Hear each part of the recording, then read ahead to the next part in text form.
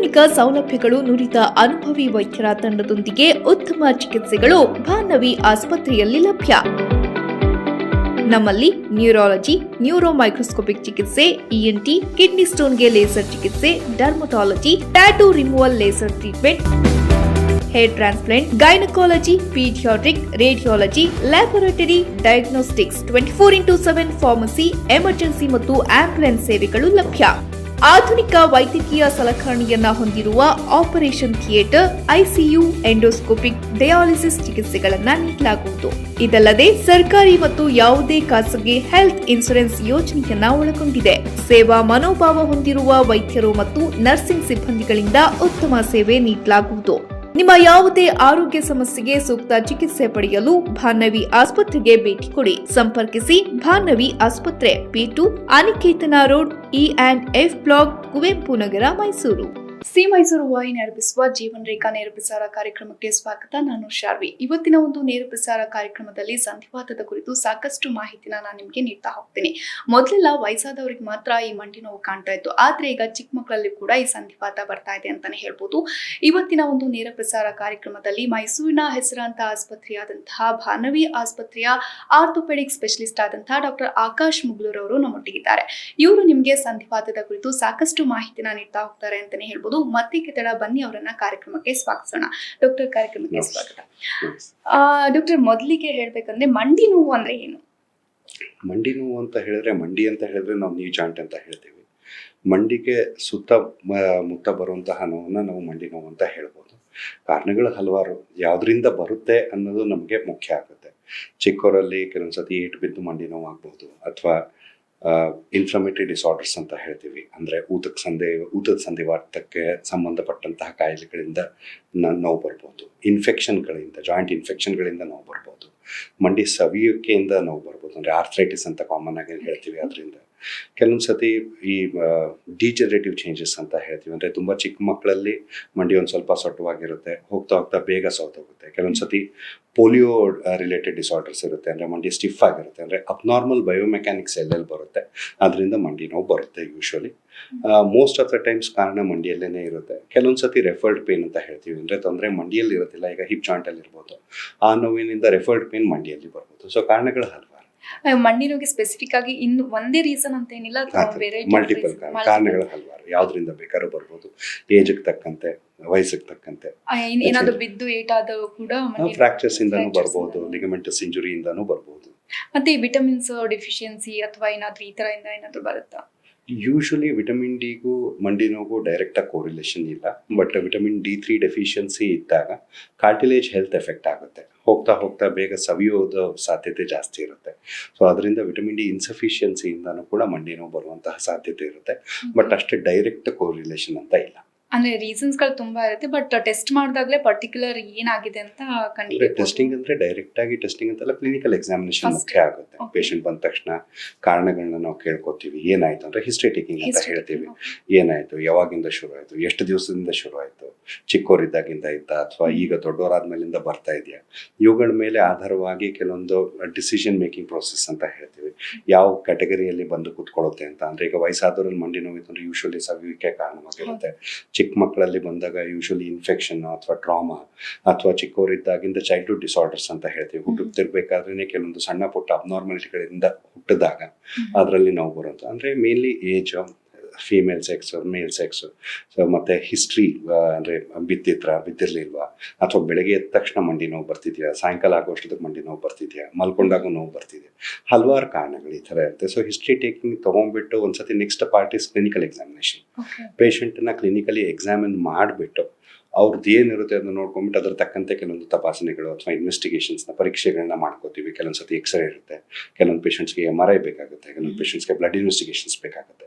ಎಲ್ಲರಿಗೂ ಎಲ್ಲ ಬೇಕು ಅಂತ ಇರೋದಿಲ್ಲ. ಅದನ್ನ ನೋಡ್ಕೊಂಡ್ಬಿಟ್ಟು ಅದ್ರ ತಕ್ಕಂತೆನೆ ಕಾರಣನ ಹುಡುಕಕ್ಕೆ ಟ್ರೈ ಮಾಡಿ. ಅಂದ್ರೆ ಪರ್ಟಿಕ್ಯುಲರ್ ರೀಸನ್ ಅಂತ ಏನಿಲ್ಲ, ಅಂದ್ರೆ ಏಜ್ ಗ್ರೂಪ್ಗೆ ತಕ್ಕಕ್ಕೆ ಮತ್ತೆ ಅವ್ರ ಮಂಡಿ ನೋವು ಏನಕ್ಕೆ ಬರ್ತದೆ ಅದ್ರ ಮೇಲೆ ಡಿಪೆಂಡ್ ಆಗುತ್ತೆ ಅಂತ ಹೇಳ್ತಾ ಇದ್ದೀರಾ. ಮಂಡಿ ನೋವು ಬರ್ಲಿಕ್ಕೆ ರೀಸನ್ ಲೈಕ್ ವಯಸ್ಸಾದವರಿಗೆ ಮಂಡಿ ಚಿಪ್ಪು ಸೆವೆದ ಮೇಲೆ ಮಂಡಿ ನೋವು ಬರುತ್ತೆ ಅಂತ ಹೇಳ್ತೀರಾ. ಈಗ ಮಕ್ಕಳಿಗೆ ಈಗ ಎಲ್ಲಾರ್ಗು ಸೌದೋಗಿರೋದ್ರಿಂದನೇ ನೋವು ಬರ್ಬೇಕು ಅಂತ ಇಲ್ಲ, ಪರ್ಟಿಕ್ಯುಲರ್ ರೀಸನ್ ಅಂತ ಏನಿಲ್ಲ. ಪರ್ಟಿಕ್ಯುಲರ್ ರೀಸನ್ ಇರುತ್ತೆ. ಪ್ರತಿ ಪೇಷಂಟ್ಗೂ ಬೇರೆ ಬೇರೆ ಇರುತ್ತೆ, ಅದನ್ನ ಹುಡುಕ್ಬೇಕು. ಆತರ ಈಗ ವಯಸ್ಸಾದವರು ಬಿದ್ದುಬಿಟ್ಟು ಮಂಡಿ ನೋವು ಮಾಡ್ಕೊಂಡ್ ಬರ್ಬೋದು, ಸವಿಯೋದ್ರಿಂದನೂ ಬರ್ಬೋದು, ವಯಸ್ಸಾದವರಲ್ಲೂ ಇನ್ಫೆಕ್ಷನ್ ಬರ್ಬೋದು. ಸೊ ಕಾರಣ ಪೇಷಂಟ್ ಬರೋದು ಪೇಷಂಟ್ ಇನ್ ಪ್ರೆಸೆಂಟಿಂಗ್ ಕಂಪ್ಲೇಂಟ್ ಅಂತ ಹೇಳ್ತೀವಿ. ಯಾರೇ ಡಾಕ್ಟರ್ ತಕ್ಷಣ ಮಂಡಿ ನೋವ್ತಿದೆ ಅಂತ ಹೇಳ್ತಾರೆ, ಅದನ್ನ ಕಾರಣ ಹುಡುಕೋದು ನಮ್ಮ ರೆಸ್ಪಾನ್ಸಿಬಿಲಿಟಿ ಅಥವಾ ಡಾಕ್ಟರ್ಸ್ ಇನ್ ರೆಸ್ಪಾನ್ಸಿಬಿಲಿಟಿ. ಇವಾಗ ನೀವಷ್ಟೇ ಹೇಳಿದ್ರೆ ಇನ್ಫೆಕ್ಷನ್ ಆದ್ರೂ ಕೂಡ ಮಂಡಿ ನೋವು ಬರುತ್ತೆ ಅಂತ. ಸೊ ಯಾವ ತರ ಇನ್ಫೆಕ್ಷನ್ಸ್ ಹೇಗೆ ಅಂತ? ಅಂದ್ರೆ ಯೂಶುವಲಿ ನಾವು ಜಾಯಿಂಟ್ ಇನ್ಫೆಕ್ಷನ್ಸ್ ಅಥವಾ ಸೆಪ್ಟಿಕ್ ಆರ್ಥ್ರೈಟಿಸ್ ಅಂತ ಹೇಳ್ತೀವಿ. ಅದನ್ನ ಯೂಶುವಲಿ ಚಿಕ್ಕ ಮಕ್ಕಳಲ್ಲಿ ನಾವು ಜಾಸ್ತಿ ನೋಡ್ತೀವಿ. ಯಾಕಂದ್ರೆ ಎಪಿಫೈಷಿಯಲ್ ಪ್ಲೇಟ್ ಅಂತ ಹೇಳ್ತೀವಿ, ಏನು ಗ್ರೋತ್ ಪ್ಲೇಟ್ ಏನಿರುತ್ತೆ ಅದು ಕಂಪ್ಲೀಟ್ ಆಗಿ ಕವರ್ ಆಗಿರೋದಿಲ್ಲ. ಸೊ ಅವ್ರಗಳಲ್ಲಿ ಸೆಪ್ಟಿಕ್ ಆರ್ಥ್ರೈಟಿಸ್ ತುಂಬಾ ಕಾಮನ್. ಅದು ಬಿಟ್ಟರೆ ದೊಡ್ಡವರಲ್ಲಿ ಯೂಶುವಲಿ ನಾವು ಸೆಪ್ಟಿಕ್ ಆರ್ಥ್ರೈಟಿಸ್ ಅಷ್ಟು ನೋಡಲ್ಲ, ಅನ್ಲೆಸ್ ಇಮ್ಯುನೋ ಕಾಂಪ್ರಮೈಸ್. ಅಂದ್ರೆ ಕೆಲವೊಬ್ಬರಿಗೆ ಈಗ HIV ಕಣದಿಂದ ಬಳಲ್ತಿರೋರಿಗೆ, ಅಥವಾ ಇಮ್ಯುನಿಟಿ ಲೋ ಆಗಿ, ಅಥವಾ ಸಿವಿಯರ್ ಡಯಾಬಿಟಿಸ್, ಅಥವಾ ಕೆಲವೊಂದ್ಸತಿ ಇಂಟ್ರಾವಿನಸ್ ಡ್ರಗ್ ಅಬ್ಯೂಸರ್ಸ್ ಅಂತ ಹೇಳ್ತೀವಿ. ಇವ್ರುಗಳಲ್ಲಿ ನಾವು ಇನ್ಫೆಕ್ಷನ್ ಮಂಡಿ ಒಳಗಡೆನೆ ಆಗುವಂತಹ ಇನ್ಫೆಕ್ಷನ್ಗಳು ಸಾಧ್ಯತೆ ಇರುತ್ತೆ, ಜಾಸ್ತಿ ಇರುತ್ತೆ. ಇದರಲ್ಲಿ ಎಷ್ಟು ಟೈಪ್ಸ್ ಇದೆ? ಸಂಧಿವಾತ ಅಂತಂದ್ರೆ ಎಲ್ಲರಿಗೂ ಥಾಟ್ ಬರೋದು ಮಂಡಿ ನೋವು ಒಂದೇ ಅಂತ ಅನ್ಕೊಂಡಿರ್ತಾರೆ, ಬಟ್ ಸಂಧಿವಾತದಲ್ಲೂ ಎಷ್ಟು ಟೈಪ್ಸ್ ಸಿಗುತ್ತೆ? ಅಂದ್ರೆ ಟೈಪ್ಸ್ ಅಂತ ಹೇಳಿದ್ರೆ 2 ತರ ನಾವು ವಿಂಗಡಣೆ ಮಾಡಬಹುದು. ಅಂದ್ರೆ ಒಂದು ಕಾರಣಗಳ ಮೇಲೆ, ಅಂದ್ರೆ ಯಾವ್ದರಿಂದ ಆಗ್ತಿದೆ ಅನ್ನೋದ್ರ ಮೇಲೆ, ಇನ್ನೊಂದು ಸ್ಟೇಜ್ ಆಫ್ ಡಿಸೀಸ್ ಅಂತ ಹೇಳ್ತೀವಿ. ಅಂದ್ರೆ ಯಾವ ಹಂತದಲ್ಲಿದೆ ಅದ್ರ ಮೇಲ್ಗಡೆ ನಾವು ಅದನ್ನ ವಿಂಗಡಣೆ ಮಾಡಬಹುದು. ಈಗ ನಾವು ಯೂಶುವಲಿ ಕಾರಣನ ಹುಡುಕೊಂಡು ಹೋದ್ರೆ ಪೋಸ್ಟ್ ಇನ್ಫೆಕ್ಟಿವ್ ಅಂತ ಹೇಳ್ತೀವಿ. ಅಂದ್ರೆ ಇನ್ಫೆಕ್ಷನ್ ಇಂದ ಮಂಡಿ ನೋವು ಬರ್ಬೋದು. ಪೋಸ್ಟ್ ಟ್ರಾಮ್ಯಾಟಿಕ್ ಅಂದ್ರೆ ಬಿದ್ದುಬಿಟ್ಟು ಕಾಲೇನಾರು ಫ್ರಾಕ್ಚರ್ ಆಗಿ, ಇಂಜುರಿ ಆಗಿ ಅದರಿಂದ ಆಗುವಂತಹ ಸಾಧ್ಯತೆ ಇರುತ್ತೆ. ಥರ್ಡ್ ಡಿಜನರೇಟಿವ್ ಅಂತ ಹೇಳ್ತೀವಿ. ಡಿಜನರೇಟಿವ್ ಅಂತ ಹೇಳಿದ್ರೆ ಈಗ ಸೌದ್ ಹೋಗುವಂಥದ್ದು, ಅಂದ್ರೆ ವಯಸ್ಸಿಗೆ ತಕ್ಕಂತೆ ಏನು ಸವಿಯುತ್ತೆ ಅದನ್ನ ನಾವು ಡಿಜನರೇಟಿವ್ ಆರ್ಥ್ರೈಟಿಸ್ ಅಂದ್ರೆ ಕಾಮನ್ ಆಗಿ ನಾವು ಮಂಡಿ ಸವಿಯೋಕೆ ಅಂದ್ರೆ ವಯಸ್ಸಾದವರಲ್ಲಿ ಏನು ನೋಡ್ತೀವಿ ಅದು ಡಿಜನರೇಟಿವ್. ಕೆಲವೊಂದ್ಸತಿ ಟ್ಯೂಮರ್ ಇಂದಾನು ಬರ್ಬೋದು. ಅಂದ್ರೆ ಕೆಲವೊಬ್ಬರಿಗೆ ಕ್ಯಾನ್ಸರ್ಸ್ ಆ ಥರ ಏನಾದ್ರು ಮೂಳೆಗೆ ಸಂಬಂಧಪಟ್ಟಂತಹ ಕ್ಯಾನ್ಸರ್ ಇದ್ರೂ ಬರುತ್ತೆ. ರಿಯಾಕ್ಟಿವ್ ಎಫ್ಯೂಷನ್ ಅಂತ ಹೇಳ್ತೀವಿ. ಅಂದ್ರೆ ಬೇರೆ ಕಡೆ ಎಲ್ಲರೂ ಯೂರಿನರಿ ಟ್ರಾಕ್ಟ್ ಇನ್ಫೆಕ್ಷನ್ ಇರಬಹುದು, ಅದರಿಂದನೂ ಕೂಡ ಮಂಡಿಯಲ್ಲಿ ಊತದ ಸಂಧಿವಾತ ಬರುವಂತಹ ಸಾಧ್ಯತೆ ಇರುತ್ತೆ. ಇನ್ನು ಕೆಲವೊಬ್ಬರಲ್ಲಿ ಈ ಊತದ ಸಂಧಿವಾತಕ್ಕೆ ಸಂಬಂಧಪಟ್ಟಂತೆ ಅಂದ್ರೆ ರುಮಟಾಯ್ಡ್ ಆರ್ಥ್ರೈಟಿಸ್ ಅಂತ ಕೇಳ್ತೀವಿ, ಆಂಕಲೋಸಿಂಗ್ ಸ್ಪಾಂಡಿಲೈಟಿಸ್ ಅಂತ ಕೇಳ್ತೀವಿ. ಸೊ ಮಲ್ಟಿಪಲ್ ಕಾರಣಗಳಿಂದ ಬರಬಹುದು. ಇದೇ ಕಾರಣ ಅದೇ ಕಾರಣ ಅಂತ ಹೇಳಕ್ಕಾಗೋದಿಲ್ಲ. ಇಷ್ಟೆಲ್ಲ ನಮಗೆ ಕಾರಣಕ್ಕೆ ಸಂಬಂಧಪಟ್ಟಂತೆ ಅಂದ್ರೆ ಪೇಷಂಟ್ ಅನ್ನ ನೋಡ್ಬಿಟ್ಟು ಹಿಸ್ಟ್ರಿ ತಗೊಂಡು ಇನ್ವೆಸ್ಟಿಗೇಟ್ ಮಾಡಿದಾಗ ವಿ ನ್ಯಾರೋ ಡೌನ್ ಟು ಇದು ಪ್ರಾಬಬಲ್ ಕಾಸ್ ಇರಬಹುದು ಅಂತ ನಮಗೆ ಗೊತ್ತಾಗುತ್ತೆ. ಈಗ ಒಂದು ಕಾಲ್ ಇದೆ, ತಗೊಳ್ಳಿ. ಹಲೋ ಹಲೋ ಹಲೋ ಮ್ಯಾಮ್ ನಮಸ್ತೆ, ಎಲ್ಲಿಂದ ಕಾಲ್ ಮಾಡ್ತಾ ಇದ್ದೀರಾ? ಓಕೆ ಮೈತ್ರಿ ಅವರೇ, ಡಾಕ್ಟರ್ ಇದ್ದಾರೆ, ಮಾತಾಡಿ. ನಮಸ್ತೆ ಮೇಡಮ್, ಹೇಳಿ. ಹಾಂ ಹಾಂ, ಓಕೆ. ಅಂದ್ರೆ ಏನಾಗುತ್ತೆ ಅಂದ್ರಮ್ಮ, ಸವಯವಕ್ಕೆ ಅದನ್ನ ಎಲ್ಲಾರ್ಗು ಸರ್ಜರಿ ಬೇಕು ಅಂತ ಇರೋದಿಲ್ಲ. ಟೋಟಲ್ ಒಂದು 4 ಹಂತಗಳು ಬರುತ್ತೆ. ಫಸ್ಟ್ 3 ಹಂತಗಳಲ್ಲಿ ಇಂಜೆಕ್ಷನ್ಸ್ ಆಯಿತು, ಟ್ಯಾಬ್ಲೆಟ್ಸ್ ಆಯಿತು, ವ್ಯಾಯಾಮಗಳು, ಫಿಸಿಯೋಥೆರಪಿ, ಕೆಲವೊಂದು ಸಣ್ಣ ಪುಟ್ಟ ಜೀವನ ಶೈಲಿಯಲ್ಲಿ ಬದಲಾವಣೆ, ಅಂದರೆ ಕೆಳಗಡೆ ಕೂತ್ಕೊಳ್ಳದಲ್ಲೇ ಇರೋದು, ಚಕ್ಕಂಬಕ್ಕಳ ಹಾಕೊಂಡು ಕೂತ್ಕೊಳ್ಳದಲ್ಲೇ ಇರೋದು, ಇವುಗಳಿಂದ ನೋವು ಕಮ್ಮಿ ಮಾಡ್ಬೋದಮ್ಮ. ಬಟ್ ಒಂದ್ಸತಿ ಮಂಡಿ ಕಂಪ್ಲೀಟಾಗಿ ಸೌದು ಹೋಗ್ಬಿಟ್ಟು ಮಂಡಿ ಸೊಟ್ಟ ಆಗಿದೆ ಅಂದರೆ ಸ್ಟೇಜ್ 4 ಆರ್ಥ್ರೈಟಿಸ್ ಅಂತಾನೆ ಏನು ಹೇಳ್ತೀವಿ, ಅದು ಬಂದುಬಿಟ್ಟು ಪೇಷಂಟ್ ನೋವಿನಿಂದ ದಿನನಿತ್ಯ ಬಳಲ್ತಿದ್ದು ಅವ್ರಿಗೆ ದಿನನಿತ್ಯದ ಜೀವನ ಚಟುವಟಿಕೆಗಳಲ್ಲಿ ಅಡಚಣೆ ಏನಾದ್ರು ಇತ್ತು ಅಂತ ಹೇಳಿದ್ರೆ ಅವಾಗ ಟೋಟಲ್ ನೀ ರಿಪ್ಲೇಸ್ಮೆಂಟ್ ಬೇಕಾಗುತ್ತೆ.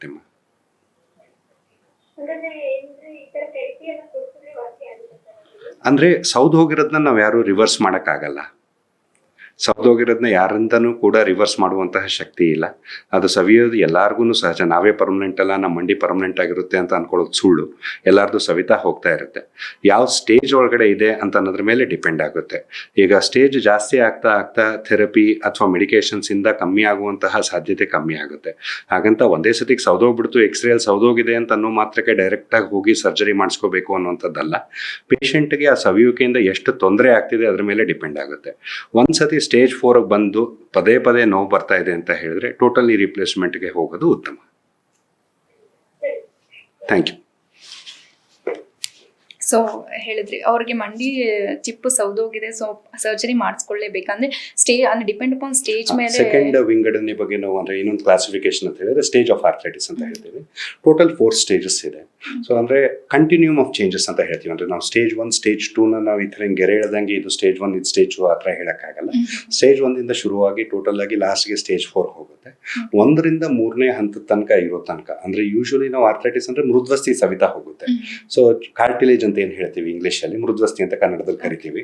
ಸೊ ಅದು ಸವಿತಾ ಹೋದಾಗ ಕ್ರಮೇಣ ಹೋಗ್ತಾ ಹೋಗ್ತಾ ಕಂಪ್ಲೀಟ್ ಆಗಿ ಸೌದು ಹೋಗುತ್ತೆ. ಸೊ ಫಸ್ಟ್ 3 ಸ್ಟೇಜಸ್ ತನಕ ನಿಮಗೆ ಎಕ್ಸರ್ಸೈಸ್ ಆಗುತ್ತೆ, ಆಯುರ್ವೇದ ಹೆಲ್ಪ್ ಆಗುತ್ತೆ, ಮೆಡಿಸಿನ್ಸ್ ಹೆಲ್ಪ್ ಆಗುತ್ತೆ. ಏನೂ ತಗೊಳ್ಳಿಲ್ಲ ಅಂದ್ರೂ ಬರೀ ಎಕ್ಸರ್ಸೈಸ್ ಮಾಡ್ಕೊಂಡಿದ್ರು ಹೆಲ್ಪ್ ಆಗುತ್ತೆ. ಫಿಸಿಯೋಥೆರಪಿ, ಕೆಲವೊಂದ್ಸತಿ ಮಸಾಜು ಇವುಗಳೆಲ್ಲ ಕೆಲವೊಂದ್ಸತಿ ಹೆಲ್ಪ್ ಆಗುತ್ತೆ. ಬಟ್ ಒಂದ್ಸತಿ ಸ್ಟೇಜ್ 4 ಬಂದ್ಬಿಟ್ಟು ಕಂಪ್ಲೀಟ್ ಆಗಿ ಸೌತ್ ಹೋಗಿ ಈಗ ಮೆಕ್ಯಾನಿಕಲ್ ಇಂಬ್ಯಾಲೆನ್ಸ್ ಅಂತ ಹೇಳ್ತೀವಿ. ಅಂದ್ರೆ ಮಂಡಿ ಒಂದ್ಸತಿ ಸೊಟ್ಟ ಆಯ್ತು ಅಂತ ಅಂದ ತಕ್ಷಣ ಅದಕ್ಕಿಂತ ತುಂಬಾ ನಾವೇನು ಮಾಡಕ್ಕೆ ನಡಿಲಿಕ್ಕೂ ಕೂಡ ಸ್ಟೇಜ್ 4 ಹೋದಾಗ ನಡಿಲಿಕ್ಕೂ ಕೂಡ ತುಂಬಾನೇ ಕಷ್ಟಪಡ್ತಾರೆ. ಅಂದ್ರೆ ಹೌದು, ಅಂದ್ರೆ ಒಂದ್ಸತಿ ಸೊಟ್ಟ ಆದ್ಮೇಲಿಂದ ಮೆಕ್ಯಾನಿಕಲ್ ಇಂಬ್ಯಾಲೆನ್ಸ್ ಇರುತ್ತೆ. ಮತ್ತೆ ಪೇಷಂಟ್ ಟು ಪೇಷಂಟ್ ವೇರಿಯೇಷನ್ ಆಗುತ್ತೆ. ಅಂದ್ರೆ ನೋವು ತಡ್ಕೊಳ್ಳುವಂತಹ ಕ್ಷಮತೆ ಏನಿರುತ್ತೆ ಒಂದಿಂದ ಒಂದು ಪೇಷಂಟ್ಗೆ ಡಿಫ್ರೆಂಟ್ ಆಗಿರುತ್ತೆ. ನೀವು ನಾವು ತಡ್ಕೊಳ್ಳೋಷ್ಟು ನಾನು ತಡ್ಕೊಳ್ಳೋದಲ್ಲೇ ಇರ್ಬೋದು ಅಥವಾ ವೈಸಿ ವರ್ಷ. ಸೊ ಪ್ರತಿಯೊಬ್ಬರಿಗೂ ಈಗ ಸವಿತು ಒಂದು ಮಾತ್ರಕ್ಕೆ ಹೋಗ್ಬಿಟ್ಟು ಇದಂತಲ್ಲ. ಸೊ ಕೆಲವೊಬ್ರು ತಮ್ಮ ಜೀವನ ಶೈಲಿ ನಾರ್ಮಲ್ ಆಗಿ ನಡೀತಾ ಇದೆ, ಸೌದಿದೆ, ನನ್ನ ಪಾಡಿಗೆ ನನ್ನ ಕೆಲಸ ನಡೀತಿದೆ ಅಂದ್ರೆ ಎಮರ್ಜೆನ್ಸಿ ಮಾಡುವಂತಹ ಸರ್ಜರಿ ಇಲ್ಲ. ಬಟ್ ಒಂದ್ಸತಿ ಕಂಪ್ಲೀಟ್ ಆಗಿ ಸೌದು ಬಿಟ್ಟು ಸೊಟ್ಟ ಆಯ್ತು ಅಂತ ಹೇಳಿದ್ರೆ ಸರ್ಜರಿಗೆ ಹೆದರ್ಕೊಂಡ್ಬಿಟ್ಟು ಕೆಲವೊಬ್ರು ಮುಂದೂಡ್ತಾರೆ. ಅದ್ರದ್ದು ಅವಶ್ಯಕತೆ ಇಲ್ಲ. ಈಗಷ್ಟೇ ನೀವು ಹೇಳಿದ್ರೆ ಆಯುರ್ವೇದದಲ್ಲೂ ಕೂಡ ಇದಕ್ಕೆ ಟ್ರೀಟ್ಮೆಂಟ್ ಇದೆ ಅಂತ. ಬಟ್ ಕೆಲವೊಂದು ಕಡೆ ಹೇಳ್ತಾರೆ ಏನು ಸರ್ಜರಿನೇ ಬೇಕಾಗಿಲ್ಲ, ನಾವು ಆಯುರ್ವೇದದಲ್ಲಿ ಕಂಪ್ಲೀಟ್ ಆಗಿ ನಿಮ್ಮ ಮಂಡಿ ನೋವನ್ನ ಕ್ಲಿಯರ್ ಮಾಡ್ತೀವಿ ಟ್ರೀಟ್ಮೆಂಟ್ ಮಾಡಿ ಅಂತ. ಇದು ಎಷ್ಟು ಎಫೆಕ್ಟಿವ್ ಆಗಿರುತ್ತೆ ಅಂತ? ಇಲ್ಲ, ಏನಾಗುತ್ತೆ ಅಂತ ಹೇಳಿದ್ರೆ ಯಾವ ಸ್ಟೇಜ್ ಮೇಲೆ ಇದೆ ಅನ್ನೋದ್ರ ಮೇಲೆ ಡಿಪೆಂಡ್ ಅವ್ರು ಸರ್ಜರಿನೇ ಬೇಡ ಅಂತ ಹೇಳ್ತಾರೆ. ಅಂದ್ರೆ ನೀವು ಈಗ ಆಯುರ್ವೇದನ ತಗೊಂಡ್ರಿ, ಆಯುರ್ವೇದದಲ್ಲಿ ಒಂದು ಬ್ರಾಂಚ್ ಇದೆ ಶಲ್ಯ ಚಿಕಿತ್ಸೆ ಅಂತ. ಶಲ್ಯ ಚಿಕಿತ್ಸೆ ಅಂದ್ರೆ ಅದು ಸರ್ಜಿಕಲ್ ಬ್ರಾಂಚ್ ಆಫ್ ಆಯುರ್ವೇದ. ಅದು ಸೊ ಎಲ್ಲವನ್ನೂ ಮೆಡಿಸಿನ್ಸ್ ಅಲ್ಲೇ ಕೊಟ್ಟು ಸರಿ ಆಗ್ತಿತ್ತು ಅಂದ್ರೆ ಆಯುರ್ವೇದದಲ್ಲಿ ಶಲ್ಯ ಚಿಕಿತ್ಸೆ ಇರ್ತಾನೆ ಇರಲಿಲ್ಲ. ಈಗ ನಮ್ದು ಫಾದರ್ ಆಫ್ ಸರ್ಜರಿ ಅಂತ ನೀವು ಪ್ಲಾಸ್ಟಿಕ್ ಸರ್ಜರಿ ಅಂತ ತಗೊಂಡ್ರೆ ಸುಶ್ರುತ ಅಂತ ಹೇಳ್ತಾರೆ. ಸುಶ್ರುತ ಅಲೋಪತಿಯವರಲ್ಲ, ಸುಶ್ರುತ ಆಯುರ್ವೇದದವರು. ಎಲ್ಲದಕ್ಕೂ ಲಿಮಿಟೇಷನ್ ಇದೆ. ಜೆನ್ಯೂನ್ ಆಗಿ ಆಯುರ್ವೇದ ಪ್ರಾಕ್ಟೀಸ್ ಮಾಡೋರು ಯಾರು ಆ ಥರ ಹೇಳೋದಿಲ್ಲ. ಮಾರ್ಕೆಟಿಂಗ್ ಅಂತ ಪೇಷಂಟ್ಗೆ ನಾವು ಹೇಳ್ಬೋದು. ಆದರೆ ಒಂದ್ಸತಿ ಕಂಪ್ಲೀಟ್ ಆಗಿ ಸೊಟ್ಟ ಆದ್ಮೇಲಿಂದ ಒಂದ್ಸತಿಗೆ ಫುಲ್ ಕಂಪ್ಲೀಟ್ ಆಗಿ ಸೊಟ್ಟಾಗಿ ಮೆಕ್ಯಾನಿಕಲ್ ಇಂಬ್ಯಾಲೆನ್ಸ್ ಅಂತ ಹೇಳ್ತೀವಿ, ಅದು ಬಂದಾದ್ಮೇಲಿಂದ ಯಾರೂ ಕೂಡ ನಮ್ಮ ಆಯುರ್ವೇದ ಅಂತಲ್ಲ, ಅಲೋಪತಿಯವರು ಮೆಡಿಸಿನಿಂದ ಕ್ಯೂರ್ ಮಾಡೋಕ್ಕಾಗಲ್ಲ, ಯಾರೂ ಮೆಡಿಸಿನಿಂದ ಕ್ಯೂರ್ ಮಾಡೋಕ್ಕಾಗೋದಿಲ್ಲ. There is a limitation. So ಅದನ್ನು ನಾವು ತುಂಬ ಫಾರ್ ಫೆಚ್ಡ್ ಆಗಿ ತೊಗೊಂಡು ಹೋಗ್ಬಿಡ್ದು. ಅಂದರೆ ನಮ್ಮ ಸಿಸ್ಟಮ್ ಆಫ್ ಮೆಡಿಸಿನ್, ನಮ್ಮ ಲಿಮಿಟೇಷನ್ ನಾವು ಅರ್ಥ ಮಾಡ್ಕೋಬೇಕು. ಈಗ ಎಲ್ಲವೂ ಮೆಡಿಸಿನಿಂದಾನೇ ಸರಿ ಆಗ್ತಿತ್ತು ಅಂದರೆ ಗೌರ್ಮೆಂಟ್ ಆಫ್ ಇಂಡಿಯಾಗೆ ಹೇಳ್ಬಿಟ್ಟು, ಅಂದ್ರೆ they are more intelligent people. ಅಂದ್ರೆ ಎಲ್ಲ MS ಸರ್ಜರಿ ಸೀಟ್ಸ್ ನ ಕ್ಯಾನ್ಸಲ್ ಮಾಡ್ಬಿಟ್ಟು ಎಲ್ಲ ಬರೀ MD ಮೆಡಿಸಿನ್ ಮಾಡಿದ್ರೆ ಕೆಲಸ ಮುಗಿದು ಹೋಗ್ಬಿಡುತ್ತೆ. MS ಸರ್ಜರಿ ಅವಶ್ಯಕತೆನೇ ಇರೋದಿಲ್ಲ. ಅಂದ್ರೆ ಏನು ಪೇಷಂಟ್ಸ್ ಇರ್ತಾರೆ, ಅವ್ರಿಗೆ ಬ್ಲೈಂಡ್ ಆಗಿ ಏನು ಇದು ಮಾಡ್ಲಿಕ್ಕೆ ಹೋಗ್ಬಾರ್ದು, ಇರೋದನ್ನ ಹೇಳಿ. ಅಂದ್ರೆ ರ್ಯಾಷನಲಿ ಯೋಚನೆ ಮಾಡಬೇಕಾಗುತ್ತೆ, ಪ್ರಾಕ್ಟಿಕಲ್ ಆಗಿ ನಾವು ಯೋಚನೆ ಮಾಡಬೇಕಾಗುತ್ತೆ. ಈಗ ನಾನು ಆಯುರ್ವೇದ ಪ್ರಾಕ್ಟೀಸ್ ಮಾಡ್ತಿಲ್ಲ, ಆಯುರ್ವೇದ ಸುಳ್ಳು ಅಂತಲ್ಲ. ಈಗ ಹಂಗಂತ ಬಂದಿರೋ ಪೇಷಂಟ್ಸ್ನೆಲ್ಲ ನಾನು ಸರ್ಜರಿ ಅಂತ ಹೇಳ್ತಾವ್ರು, ಅದು ತಪ್ಪು, ಎರಡೂ ತಪ್ಪು. ಹಾಗಂತ ಸರ್ಜರಿ ಬೇಕಾಗಿರೋ ಪೇಷಂಟ್ಸ್ಗೆ ನಾನು ಇಂಜೆಕ್ಷನ್ ಕೊಡ್ತೀನಿ, ನಾನು ಆಯುರ್ವೇದ ಮೆಡಿಸಿನ್ ಅಲ್ಲೇ ಸರಿ ಮಾಡ್ತೀನಿ, ಅದು ಸುಳ್ಳು, ಅದಾಗೋದಿಲ್ಲ. ಸೊ ಏನೇ ಆಗ್ಲಿ ಡಿಪೆಂಡ್ ಅಪಾನ್ ಪೇಷಂಟ್ ಕಂಡೀಷನ್ ನೋಡಿ ಟ್ರೀಟ್ಮೆಂಟ್. ಅದು ಆಯುರ್ವೇದ ಇರ್ಬೋದು, ಯಾವುದೇ ಇರಲಿ, ಪೇಷಂಟ್ ಇದ್ರ ತಕ್ಕಂತೆ ನಾವು ನೋಡ್ಬಿಟ್ಟು, ಅಂದ್ರೆ tailor made to the patient ಅಂತ ಹೇಳ್ತೀವಿ. ಸೊ ಆ ಪೇಷಂಟ್ಗೆ ಏನು ಅವಶ್ಯಕತೆ ಇದೆ ಅದ್ರ ತಕ್ಕಂತೆನೆ ನಾವು ಇದನ್ನ ನೋಡ್ಬೇಕಾಗುತ್ತೆ. ಇನ್ನೊಂದು ಏನು ಕಂಡೀಷನ್ಸ್ ಇರುತ್ತೆ ಅಂದ್ರೆ ತುಂಬಾ ದಪ್ಪ ಇರ್ತಾರೆ, ಬಟ್ ಅವ್ರಿಗೆ ಏಜ್ ಒಂದು 20-25 ಅಂತ ಅನ್ಕೊಳ್ಳೋಣ ಡಾಕ್ಟರ್. ಬಟ್ ಅವರು ಕೂಡ ಮಂಡಿ ನೋವಿಂದ ಸಫರ್ ಮಾಡ್ತಾ ಇರ್ತಾರೆ. ಏನ್ ರೀಸನ್? ದಪ್ಪ ಇರ್ತಾರೆ, ಮಂಡಿ ನೋವಿಂದ ಸಫರ್ ಮಾಡ್ತಿರ್ತಾರೆ. ಅದು ವೆಯ್ಟ್ ತಡಿಲಿಕ್ಕಾಗದೆ ನೋವು ಬರುತ್ತಾ ಹೇಗೆ? ಡೆಫಿನೆಟ್ಲಿ. ಅಂದ್ರೆ ಈಗ ನಮ್ಗೆ ಭಗವಂತ ಹೈಟ್ ಮಾತ್ರ ಕೊಡ್ತಾನೆ. ಹೈಟ್ ತಕ್ಕಂತೆ ನಾವು ಅಂದ್ರೆ ಹೈಟ್ ಇನ್ ಸೆಂಟಿಮೀಟರ್ಸ್ -100 ಅಂತ ಹೇಳ್ತೀವಿ. ಈಗ ನಾನು 180 ಸೆಂಟಿಮೀಟರ್ ಇದ್ದೀನಿ ಅಂತ ಹೇಳಿದ್ರೆ -100 ಅರೌಂಡ್ 80 kg ಇರಬೇಕು, ±10%. ಅಥವಾ 1 ಇಂಚ್ ಆಫ್ ಹೈಟ್ಗೆ 1 kg ಬಾಡಿ ವೇಟ್ ಅಂತ ಹೇಳ್ತೀವಿ. ಸೊ ಆ ಥರ ಇದ್ದಾಗ ನಾನು ಒಂದು 5 ಫುಟ್ ಇದ್ದೀನಿ ಅಂತ 60 kg ±10%. ಅಥವಾ ನೀವು ಇನ್ನೂ ಇದಾಗಿ ಸೈಂಟಿಫಿಕ್ ಆಗಿ ಹೋಗೋದಾದ್ರೆ ಬಾಡಿ ಮಾಸ್ ಇಂಡೆಕ್ಸ್ ಅಂತ ಹೇಳ್ತೀವಿ, BMI. ಅದ್ರ ತಕ್ಕಂತೆಯೇ ನಮ್ಮ ವೇಟನ್ನು ನಾವು ಮೇಂಟೈನ್ ಮಾಡ್ಕೊಂಡು ಹೋಗ್ಬೇಕು. ಸೊ ಪ್ರಾಬ್ಲಮ್ ಏನಾಗುತ್ತೆ ಅಂದರೆ ನಮ್ಮ ಲೇಸಿನೆಸ್ಸಿಂದ ನಾವು ದಪ್ಪ ಆಗ್ತೀವಿ, ಕೆಲವೊಂದು ಸತಿ ಹೆಲ್ತ್ ಕಾರಣಗಳಿಂದನೂ ದಪ್ಪ ಆಗ್ತೀವಿ. ಎಂಡ್ ರಿಸಲ್ಟ್ ಏನಾಗುತ್ತೆ, ಸೈಕ್ಲಿಕಲ್ ಲೋಡಿಂಗ್ ಅಂತ ಹೇಳ್ತೀವಿ. ಅಂದರೆ ಮಂಡಿಗೆ ಇಷ್ಟು ವೇಟ್ ತಡ್ಕೊಳ್ಬೇಕು ಅಂತ ಇರುತ್ತೆ. ಸೇಮ್ ಕಾರ್ ಥರ ಅಂತ ತಗೊಳ್ಳಿ, ಅಥವಾ ಒಂದು ಫುಲ್ ಓವರ್ಲೋಡೆಡ್ ವೆಹಿಕಲ್ನ ನೀವು ಕಂಟಿನ್ಯೂಸ್ ಓಡಿಸ್ತಾನೆ ಇದ್ರೆ 4 ಜನರು ಬರಲ್ಲ, 10 ಜನರು ನೀವು ಕಾರಲ್ಲಿ ತುಂಬಿಸ್ಕೊಂಡು ಹೋಗ್ತಾರೆ, ಟೈರ್ ಸವಿಲೇಬೇಕು, ಬೇಗ ಸವಿಯುತ್ತೆ. ಅಂದರೆ ನೀವು ನೀಟಾಗಿ ಹ್ಯಾಂಡಲ್ ಮಾಡಿದಷ್ಟು ಜಾಸ್ತಿ ವರ್ಷ ಬಾಳಿಕೆ ಬರುತ್ತೆ. ಡೆಫಿನೆಟ್ಲಿ ವೇಟ್ಗೂ ಮಂಡಿ ಸವಿಯುವಿಕೆಗೂ ತುಂಬ ಕೋರಿಲೇಷನ್ ಇದೆ. ನಮ್ಮ ತೂಕ ಕಮ್ಮಿ ಇದ್ದಷ್ಟು ಕೂಡ ಮಂಡಿ ಮೇಲೆ ಬರುವಂತಹ ಪ್ರೆಷರ್ ಡೆಫಿನೆಟ್ಲಿ ಕಮ್ಮಿ ಆಗುತ್ತೆ. ಮತ್ತೆ ನಡೀತಿರ್ಬೇಕಾದ್ರೆ ನಾವು ಯೂಶ್ವಲಿ ಅಂದ್ರೆ 4 to 10 times the body weight ಅಂತ ಹೇಳ್ತೀನಿ. ಅಂದ್ರೆ ಫಾರ್ ಎಕ್ಸಾಂಪಲ್ ನಾನು 100 kg ಇದ್ದೀನಿ, ನನ್ನ ನಡಿಬೇಕಾದ್ರೆ 4ರಷ್ಟು ಜಾಸ್ತಿ ಇರುತ್ತೆ ಫೋರ್ಸಸ್. ಅಂದ್ರೆ 400 kg ಅಷ್ಟು ಫೋರ್ಸಸ್ ಆಕ್ಟ್ ಆಗುತ್ತೆ ಮಂಡಿ ಮೇಲೆ, ಫೋರ್ಸಸ್ ನಾವು ಕ್ಯಾಲ್ಕುಲೇಟ್ ಮಾಡಿದಾಗ. ಅದೇ ತರ ಸ್ಟೆಪ್ಸ್ ಹತ್ತಿ ಇಳಿಬೇಕಾದ್ರೆ ಅಥವಾ ಫಾಸ್ಟ್ ಆಗಿ ಓಡಾಡ್ಬೇಕಾದ್ರೆ ಅಥವಾ ಓಡಬೇಕಾದ್ರೆ ಅಪ್ ಟು 10 times ಅಂದ್ರೆ 1000 kg ಅಷ್ಟು ವೇಟ್ ಆಕ್ಟ್ ಆಗುತ್ತೆ. ಈಗ ನಾನು 100 kg ಇದ್ರೆ ಅದು ಡಿಸ್ಅಡ್ವಾಂಟೇಜ್ ಏನು ಅಂತ ಹೇಳಿದ್ರೆ, ಈಗ 1 kg ಜಾಸ್ತಿ ಆದ್ರೂ ನಿಮ್ಮ ಮಂಡಿಗೆ 4ರಿಂದ 10ರಷ್ಟು ಹಾನಿ ಆಗ್ತಾ ಇದೆ. ಅದೇ ರೀತಿ ನೀವು 1 kg ಕಮ್ಮಿ ಮಾಡಿದ್ರೆ ನಿಮಗೆ 4ರಿಂದ 10ರಷ್ಟು ಬೆನಿಫಿಟ್ ಸಿಗುತ್ತೆ. ಸೊ ವೇಟ್ ತೂಕ ಕಮ್ಮಿ ಇದ್ದಷ್ಟು ನಿಮಗೆ ಒಳ್ಳೆಯದು. ಇವನ್ ಸಣ್ಣ ಇರೋರು ಕೂಡ ಮಂಡಿ ನೋವಿಂದ ಡೆಫಿನೆಟ್ಲಿ ಬರುತ್ತೆ. ಅಂದ್ರೆ ದಪ್ಪ ಇರೋದ್ರಿಂದ ರಿಸ್ಕ್ ಜಾಸ್ತಿ ಇರುತ್ತೆ. ತೆಳ್ಳಗಿರೋರಿಗೆ ಮಂಡಿ ನೋವು ಬರಲ್ಲ ಅಂತ ಹೇಳಲ್ಲ. ಅದಕ್ಕೆ ನಾವು ಅಲ್ಲಿ ಬರೋದು ನಮ್ಮ ಜೆನೆಟಿಕ್ ಕಾಂಪೊನೆಂಟ್. ಅಂದ್ರೆ ಈಗ ಹೆರಿಡಿಟಿ ಫ್ಯಾಕ್ಟರ್ಸ್ ಇದ್ದೇ ಇರುತ್ತೆ. ಜೆನೆಟಿಕ್ ಲೆವೆಲ್ ಅಲ್ಲಿ ತುಂಬಾ ರಿಸ್ಕ್ ಫ್ಯಾಕ್ಟರ್ಸ್ ಇರುತ್ತೆ. ಕೆಲವೊಂದು ಜೆನೆಟಿಕ್ ಮ್ಯೂಟೇಷನ್ಸ್ ಅಂತೆಲ್ಲ ಹೇಳ್ತೀವಿ. ಮೇಜರ್ ಆಗಿ ಜೆನೆಟಿಕ್ ಮ್ಯೂಟೇಷನ್ಸ್ ಇರಲ್ಲ, ಬಟ್ ಡೆಫಿನೆಟ್ಲಿ ಈಗ ನಾವು ನೋಡ್ತೀವಿ ತಂದೆ ತಾಯಿಯವ್ರಿಗೆ ಬೇಗ ಸೌದಿತ್ತು ಅಂತ ಹೇಳಿದ್ರೆ ಮಕ್ಳಿಗೂ ಬೇಗ ಸವಿಯುವಂತಹ ಸಾಧ್ಯತೆ ಇರುತ್ತೆ. ಹಾಗಂತ ಸವಿಲೇಬೇಕು ಅಂತಲ್ಲ. ಸೊ ಅವುಗಳೆಲ್ಲ ನಾನ್ ಮಾಡಿಫೈಬಲ್ ಫ್ಯಾಕ್ಟರ್ಸ್. ಈಗ ಅದನ್ನೇ ಡಿಫ್ರೆನ್ಸ್ ನೋಡ್ತೀವಿ. ತುಂಬಾ ತೆಳ್ಳಗಿರೋರು ಸೌದೋಗಿರುತ್ತೆ, ತುಂಬಾ ದಪ್ಪ ಇರೋರು 90 ವರ್ಷ ಆದ್ರೂ ಆರಾಮಾಗಿ ಇದ್ರಲ್ಲಿ ಓಡಾಡ್ಕೊಂಡಿರ್ತಾರೆ. ಸೊ ಅವುಗಳನ್ನೆಲ್ಲ ಡಿಫ್ರೆನ್ಸ್ ನಾವು ಎಕ್ಸ್ಪ್ಲೇನ್ ಮಾಡಕ್ಕೆ ಜೆನೆಟಿಕ್ ಫ್ಯಾಕ್ಟರ್ಸ್ ಬಿಟ್ರೆ ಇನ್ನೇನು. ಅಂದ್ರೆ ಲೈಫ್ ಸ್ಟೈಲ್ ಕೂಡ ಇಂಪಾರ್ಟೆಂಟ್ ಆಗುತ್ತೆ. ನಾವು ಹೇಗೆ ಫಿಸಿಕಲ್ ಆಕ್ಟಿವಿಟೀಸ್ ನಮ್ಮನ್ನ ನಾವು ತೊಡಸ್ಕೊಂಡಿರ್ತೀವಿ, ನಾವು ಅಷ್ಟು ಹೆಲ್ತಿ ಆಗಿರ್ತೀವಿ ಅಂತ ಹೇಳ್ತೇವೆ. ಓಕೆ ಡಾಕ್ಟರ್, ಈಗ ಪುರುಷರು ಮತ್ತೆ ಮಹಿಳೆಯರನ್ನ ಕಂಪೇರ್ ಮಾಡಿದ್ರೆ, ಜೆಂಟ್ಸ್ ಮತ್ತೆ ಫಿಮೇಲ್ಸ್ ನ ಕಂಪೇರ್ ಮಾಡಿದ್ರೆ ಯಾರಿಗೆ ಜಾಸ್ತಿ ಮಂಡಿ ನೋವು ಬರುತ್ತೆ? ನಮ್ಮ ಇಂಡಿಯನ್ ಸಿನಾರಿಯೋಲಿ ನಾವು ನೋಡೋದು ಯೂಶುವಲಿ ಲೇಡೀಸ್ ಅಲ್ಲಿ ಜಾಸ್ತಿ ಬರುತ್ತೆ ಮಂಡಿ ನೋವು. ಎರಡು ಕಾರಣ. ಒಂದು ಈಗ ಪ್ರೆಗ್ನೆನ್ಸಿ ಆಯ್ತು ಅಥವಾ ಪೋಸ್ಟ್ ಮೆನೋಪಾಸ್ ಆಯ್ತು, ಬೋನ್ ಎಫೆಕ್ಟ್ ಮೇಲೆ ಡೆಫಿನೆಟ್ಲಿ, ಬೋನ್ ಹೆಲ್ತ್ ಮೇಲೆ ಡೆಫಿನೆಟ್ಲಿ ಎಫೆಕ್ಟ್ ಇರುತ್ತೆ. ಇನ್ನೊಂದು ನಮ್ಮ ಇಂಡಿಯನ್ ಸಿನಾರಿಯೋಲಿ ಮಿಡಲ್ ಕ್ಲಾಸ್ ಲೇಡೀಸ್ ಆಯ್ತು, ಲೋವರ್ ಮಿಡಲ್ ಕ್ಲಾಸ್, ನಮ್ಮ ರೆಗ್ಯುಲರ್ ಫ್ಯಾಮಿಲಿಗಳಲ್ಲಿ ಲೇಡೀಸ್ ಕೆಳಗಡೆ ಕೂತು ಎದ್ದು ಮಾಡುವಷ್ಟು ಹುಡುಗರು ಮನೆಗಳಲ್ಲಿ ಮಾಡಲ್ಲ. ಏನಾದ್ರು ಕೆಲಸ ಹೇಳಿದ್ರೆ ನಾವು ಮಾಡ್ತೀವಿ. ಪದೇ ಪದೇ ಕೂತ್ಕೊಂಡು ಎದ್ದು ಮಾಡೋದ್ರಿಂದ ಮಂಡಿ ಮೇಲೆ ಡೆಫಿನೆಟ್ಲಿ ಇದು ಜಾಸ್ತಿ ಇರುತ್ತೆ. ಸೊ ಯೂಶುವಲಿ ಕ್ಲಿನಿಕಲ್ ಪ್ರಾಕ್ಟೀಸಲ್ಲಿ ನಾವು ನೋಡ್ಬೇಕಾದ್ರೆ 10 ಜನ ಬಂದರು ಅಂದರೆ 8 ಜನ ಲೇಡೀಸ್ ಇರ್ತಾರೆ, 1-2 ಮೇಲ್ ಪೇಷಂಟ್ಸ್ ಇರ್ಬೋದು ಫುಲ್ ಸವಿಯೋದನ್ನು. ಸೊ ಅಂತವ್ರಿಗೆ ಏನು ಮನೆಯಲ್ಲಿ ಯಾವ ತರ ಎಕ್ಸರ್ಸೈಸ್ ಮಾಡ್ಕೊಂಡ್ರೆ, ಈಗ ಹೊರಗಡೆ ಹೋಗ್ಲಿಕ್ಕೆ ಆಗಲ್ಲ ಪಾಪ, ಅವ್ರಿಗೆ ಯಾವ ತರ ಮಾಡ್ಕೊಂಡ್ರೆ ಅಂದ್ರೆ ಬೆಟರ್ ಅಂತ? ಏನಾಗುತ್ತೆ, ಯಾರಿಗೂ ತುಂಬಾ ಹೊರಗಡೆ ಹೋಗ್ಬೇಕು ಅಂತ ಇಲ್ಲ, ಬಟ್ ಏನು ಅಂದ್ರೆ ಅದು ಕಂಟಿನ್ಯೂಸ್ ಪ್ರೋಸೆಸ್. ಅದು ಈಗ ಕೆಲವೊಂದನ್ನ ನಾನ್ ಮಾಡಿಫೈಬಲ್ಸ್ ಅಂತ ಹೇಳ್ತೀವಿ, ಕೆಲವೊಂದು ಮಾಡಿಫೈಬಲ್ಸ್ ಅಂತ ಹೇಳ್ತೀವಿ. ಈಗ ನಾನ್ ಮಾಡಿಫೈಬಲ್ಸ್ ಅಂದ್ರೆ ನಾವೇನನ್ನ ಬದಲು ಮಾಡೋಕ್ಕಾಗಲ್ಲ, ಏನನ್ನ ಬದಲು ಮಾಡೋಕ್ಕಾಗಲ್ಲ, ಅದನ್ನ ನಾವು ನಾನ್ ಮಾಡಿಫೈಬಲ್ ಅಂತ ಹೇಳ್ತೀವಿ. ಅಂದ್ರೆ ಅದರಲ್ಲಿ ನಮ್ಮ ಜೆನೆಟಿಕ್ ಕಾಂಪೊನೆಂಟ್ ಅಥವಾ ಆನುವಂಶಿಕ ಕಾರಣಗಳು ಅಂತ ಏನು ಹೇಳ್ತೀವಿ ಅದು ಬರುತ್ತೆ. ಅದಲ್ದಲೇ ಫೀಮೇಲ್ ಸೆಕ್ಸ್ ನೀವು ಹೇಳಿದ ಹಾಗೆ. Third, age. ಎಲ್ಲರಿಗೂ ವಯಸ್ಸು ಜಾಸ್ತಿ ಆಗುತ್ತೆ, ಯಾರಿಗೂ ವಯಸ್ಸು ಕಮ್ಮಿ ಆಗಲ್ಲ. ನಾವು ಪರ್ಮನೆಂಟ್ ಅಲ್ಲ, ವಯಸ್ಸಾಗ್ತಾ ಆಗ್ತಾ ನಮ್ಮ ಮಂಡಿ ಸವಿಯೋದು ಸಹಜ. ಯಾರಿಗೆ ಸರ್ಜರಿ ಮಾಡಿಸ್ಕೊಳ್ಳೋಷ್ಟು ತೊಂದರೆ ಕೊಡುತ್ತೆ ಅದನ್ನ ಪ್ರೆಡಿಕ್ಟ್ ಮಾಡೋಕ್ಕಾಗಲ್ಲ. ಸೊ ಇವು ಮೂರನ್ನು ನೀವು ಬದಲು ಮಾಡೋಕ್ಕಾಗಲ್ಲ. ನಿಮ್ಮ ಕೈಯಲ್ಲಿರೋದು ನಿಮ್ಮ ಬಾಡಿ ವೆಯ್ಟ್. ಅಂದರೆ ಬಾಡಿ ವೆಯ್ಟನ್ನು ತೂಕನ ಮೊದಲಿಂದ ನಿಯಂತ್ರಣದಲ್ಲಿ ಇಟ್ಕೊಂಡಷ್ಟು ನಿಮ್ಮದು ಸವಿಯೋದು ಕಮ್ಮಿ ಆಗುತ್ತೆ. ಸೆಕೆಂಡ್, ಲೈಫ್ ಸ್ಟೈಲ್ ಅಂತ ಹೇಳ್ತೀವಿ. ಅಂದರೆ ಒಂದು ಆ್ಯಕ್ಟಿವ್ ಲೈಫ್ ಸ್ಟೈಲು, ರೆಗ್ಯುಲರ್ ಆಗಿ ಎಕ್ಸರ್ಸೈಸ್. ಹಾಗಂತ 60 ವರ್ಷದ ತನಕ ಬೇಕಾಪಟ್ಟಿ ಬದುಕ್ಬಿಟ್ಟು ಸಡನ್ನಾಗಿ ನಾವು ತೆಳ್ಳಗಾಗ್ತೀವಿ, ತೂಕ ಕಮ್ಮಿ ಮಾಡ್ಕೊಂಡ್ರೆ ಆಗಿರೋ ಚೇಂಜಸ್ನ ನಾವು ರಿವರ್ಸ್ ಮಾಡೋಕ್ಕಾಗೋದಿಲ್ಲ. ಮೊದಲಿಂದನೂ ನೀವು ಹೆಲ್ದಿ ಲೈಫ್ ಸ್ಟೈಲ್ ಇಟ್ಕೊಂಡಷ್ಟು ಒಳ್ಳೆಯದು. ವಾಕಿಂಗ್, ಸೈಕ್ಲಿಂಗ್, ಸ್ವಿಮ್ಮಿಂಗ್ ಯಾವ್ದಾದ್ರು ಓಕೆ, ಅಥವಾ ಯೋಗಾಸನ ಕೂಡ ಓಕೆ, ಎಕ್ಸರ್ಸೈಸ್. ಮತ್ತು ಒಂದ್ಸತಿ ಮಂಡಿ ನೋವು ಶುರು ಆದ್ಮೇಲಿಂದ ಪದೇ ಪದೇ ಕೆಳಗಡೆ ಕೂತ್ಕೊಳ್ಳೋದು, ಚಕ್ಕಂಬಕ್ಕಳ ಹಾಕೊಂಡು ಕೂತ್ಕೊಳ್ಳೋದು, ಕುಕ್ಕರಲ್ಲಿ ಕೂತ್ಕೊಳ್ಳೋದು, ಅದನ್ನ ಅವಾಯ್ಡ್ ಮಾಡಬೇಕಾಗತ್ತೆ.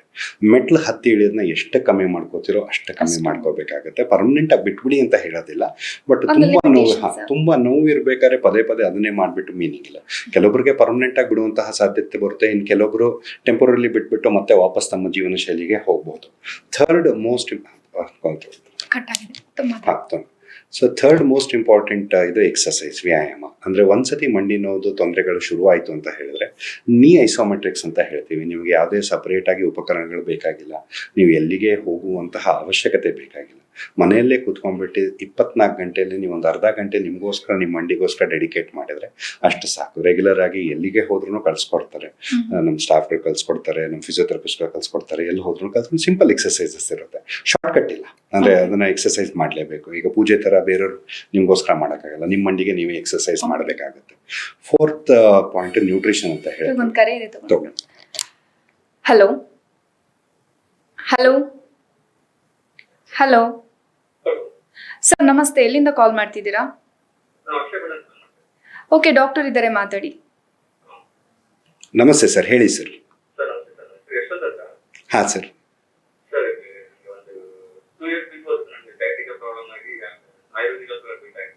Okay sir.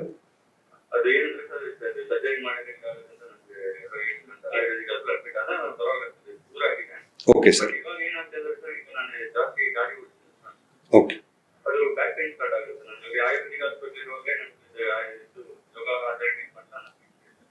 Okay sir.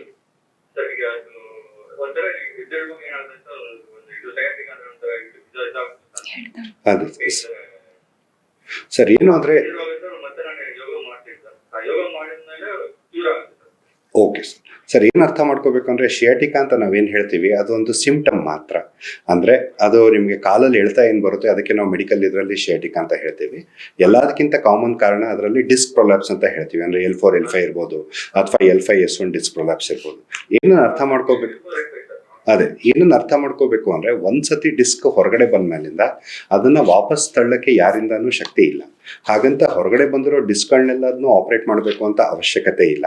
ಕಾಲಲ್ಲಿ ನರದ ಸಿಂಪ್ಟಮ್ಸ್ ಏನಿರುತ್ತೆ ಒಂದು ಸ್ವಲ್ಪ ಕಮ್ಮಿ ಆಯಿತು ಅಥವಾ ಪಾದದಲ್ಲಿ ಕ್ಷೀಣತೆ ಅಥವಾ ನರ ದೌರ್ಬಲ್ಯ ಇಲ್ಲ ಅಂದರೆ ಇಮಿಡಿಯೇಟ್ ಆಗಿ ಸರ್ಜರಿ ಮಾಡಬೇಕು ಅನ್ನುವಂತಹ ಅವಶ್ಯಕತೆಯೂ ಇರೋದಿಲ್ಲ. ಆದರೆ ಏನಾಗುತ್ತೆ ಅಂದರೆ ಲೈಫ್ ಸ್ಟೈಲ್, ಅಂದರೆ ಫಾರ್ ಎಕ್ಸಾಂಪಲ್ ನೀವು ಬೈಕನ್ನು ಓಡಿಸ್ಬೇಡಿ, ನೀವು ಕಾರನ್ನು ಓಡಿಸ್ಬೇಡಿ, ಅದು ಪ್ರಾಕ್ಟಿಕಲ್ ಅಡ್ವೈಸ್ ಅಲ್ಲ. ಯಾಕಂದರೆ ನಿಮ್ಮ ಕೆಲಸಗಳಿಗೆ ನೀವು ಅದನ್ನ ಓಡಿಸ್ಲೇಬೇಕಾಗುತ್ತೆ. ನಿಮ್ಮ ಕಡೆಯಿಂದ ಏನು ಮಾಡ್ಕೋಬೋದು ಅಂತ ಹೇಳಿದ್ರೆ ಪದೇ ಪದೇ ಕುಕ್ಕರ್ಗಾಲಲ್ಲಿ ಕೂತ್ಕೊಳ್ಳೋದು ಅಥವಾ ತುಂಬ ಮುಂದೆ ಬಗ್ಗೆ ಭಾರ ಎತ್ತೋದು ಅಥವಾ ತುಂಬಾ ದೂರದಿಂದ ಭಾರ ಎತ್ತೋದು, ಇವುಗಳನ್ನೆಲ್ಲ ಎಷ್ಟು ಕಮ್ಮಿ ಆಗುತ್ತೋ ಅಷ್ಟು ಕಮ್ಮಿ ಮಾಡ್ಕೊಳ್ಳಿ. ಬಾಡಿ ವೇಟ್ ಅನ್ನ ನಿಯಂತ್ರಣದಲ್ಲಿ ಇಟ್ಕೊಳ್ಳಿ. ಇನ್ನೊಂದು ಯೋಗದಲ್ಲಿ ನೀವು ಯೋಗ ಅಂತ ಹೇಳಿದ್ರಿ, ಅದರಲ್ಲಿ ಎಸ್ಪೆಷಲಿ ಈಗ ಬ್ಯಾಕ್ವರ್ಡ್ ಬೆಂಡಿಂಗ್ ಎಕ್ಸರ್ಸೈಸಸ್ ಅಂದ್ರೆ ಭುಜಂಗಾಸನ, ಅದೇ ಅಂದ್ರೆ ಯೋಗ ನೀವು ಏನ್ ಹೇಳ್ತಿದ್ದೀರಾ ಅದರಲ್ಲಿ ಎಸ್ಪೆಷಲಿ ಭುಜಂಗಾಸನ, ಉಷ್ಟ್ರಾಸನ, ಸೇತು ಬಂಧಾಸನ, ಶಲಭಾಸನ ಇವುಗಳು ನಿಮ್ಮ ಲೋವರ್ ಬ್ಯಾಕ್ಗೆ ತುಂಬಾ ಸ್ಟ್ರೆಂತ್ ಕೊಡುತ್ತೆ. ಮತ್ತೆ ಪದೇ ಪದೇ ಮುಂದೆ ಜಾಸ್ತಿ ಆಗೋದನ್ನ ಅದನ್ನ ಅವಾಯ್ಡ್ ಮಾಡುತ್ತೆ. ಸೊ ಯಾವ್ದಾದ್ರು ಟ್ರೈನ್ಡ್ ಯೋಗ ಟೀಚರ್ ಹತ್ರ ನೀವು ಕೇಳ್ಕೊಂಡ್ಬಿಟ್ಟು ಕರೆಕ್ಟಾಗಿ ಕಲ್ತ್ಕೊಂಡ್ಬಿಟ್ಟು ವ್ಯಾಯಾಮಗಳನ್ನ ಕಂಟಿನ್ಯೂ ಮಾಡೋದು ಉತ್ತಮ. ತುಂಬಾ ಕಾಲ ಹೇಳ್ತಾ ಬರ್ತದೆ, ಜೋಮ್ ಹಿಡಿತಾ ಇದೆ ಅಥವಾ ನ್ಯೂರಲಾಜಿಕಲ್ ವೀಕ್ನೆಸ್ ಬಂತು ಅಂತ ಹೇಳಿದ್ರೆ ಯಾವ್ದಾದ್ರು ಸ್ಪೈನ್ ಸರ್ಜನ್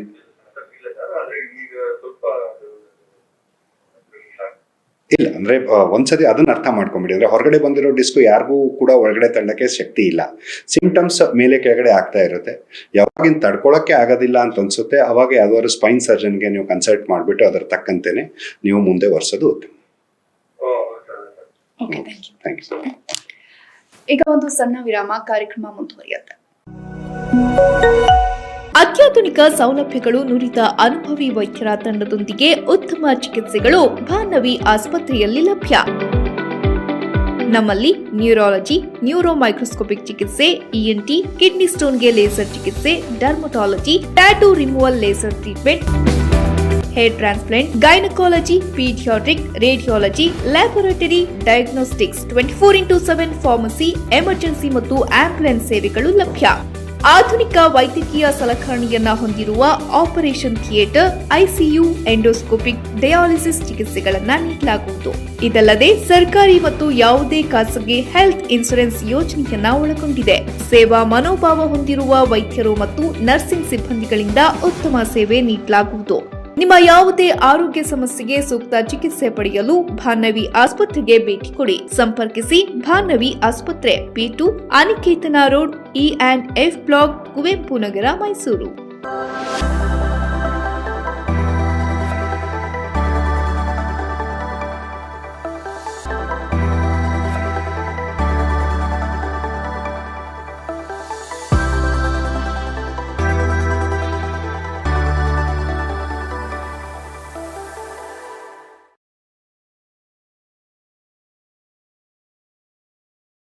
ಕಾರ್ಯಕ್ರಮಕ್ಕೆ ಮತ್ತೊಮ್ಮೆ ಸ್ವಾಗತ ವೀಕ್ಷಕರೇ.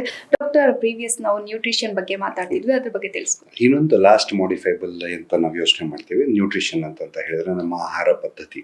ಸೊ ಅದರಲ್ಲಿ ಬ್ಯಾಲೆನ್ಸ್ಡ್ ಡಯಟ್ ಇರಬೇಕಾಗುತ್ತೆ. ಇದೇ ತಗೊಳ್ಳಿ ಅದೇ ತಿನ್ನಿ ಅದನ್ನ ತಿನ್ನೋದ್ರಿಂದ ಇದಾಗುತ್ತೆ. ಈ ಮಧ್ಯೆ ಅಂತೂ ಅಮೃತ ನೋನಿ ಅಂತ ತುಂಬಾ ಜನ ಬರ್ತಾರೆ.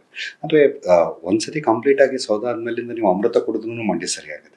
ಸೊ ನಾವೇನು ಅರ್ಥ ಮಾಡ್ಕೋಬೇಕು ಅಂದರೆ ಬ್ಯಾಲೆನ್ಸ್ಡ್ ಡಯಟ್ ಅಂದರೆ ಮೊದಲಿಂದಾನು ನಮ್ಮ ಆಹಾರ ಶೈಲಿ ಬಗ್ಗೆ ನಾವು ಗಮನ ಕೊಡಬೇಕಾಗುತ್ತೆ, with special attention to vitamin D3.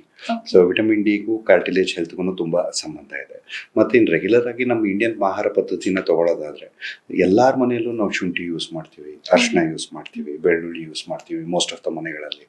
ಅದಾದ್ಮೇಲಿಂದ pepper ಅಂದರೆ ಕರಿಮೆಣಸನ್ನು ಯೂಸ್ ಮಾಡ್ತೀವಿ. ಇವುಗಳಿಗೆಲ್ಲ ಆಂಟಿ ಇನ್ಫ್ಲಮೇಟರಿ ಪ್ರಾಪರ್ಟೀಸ್ ಅಂತ ಹೇಳ್ತಾರೆ.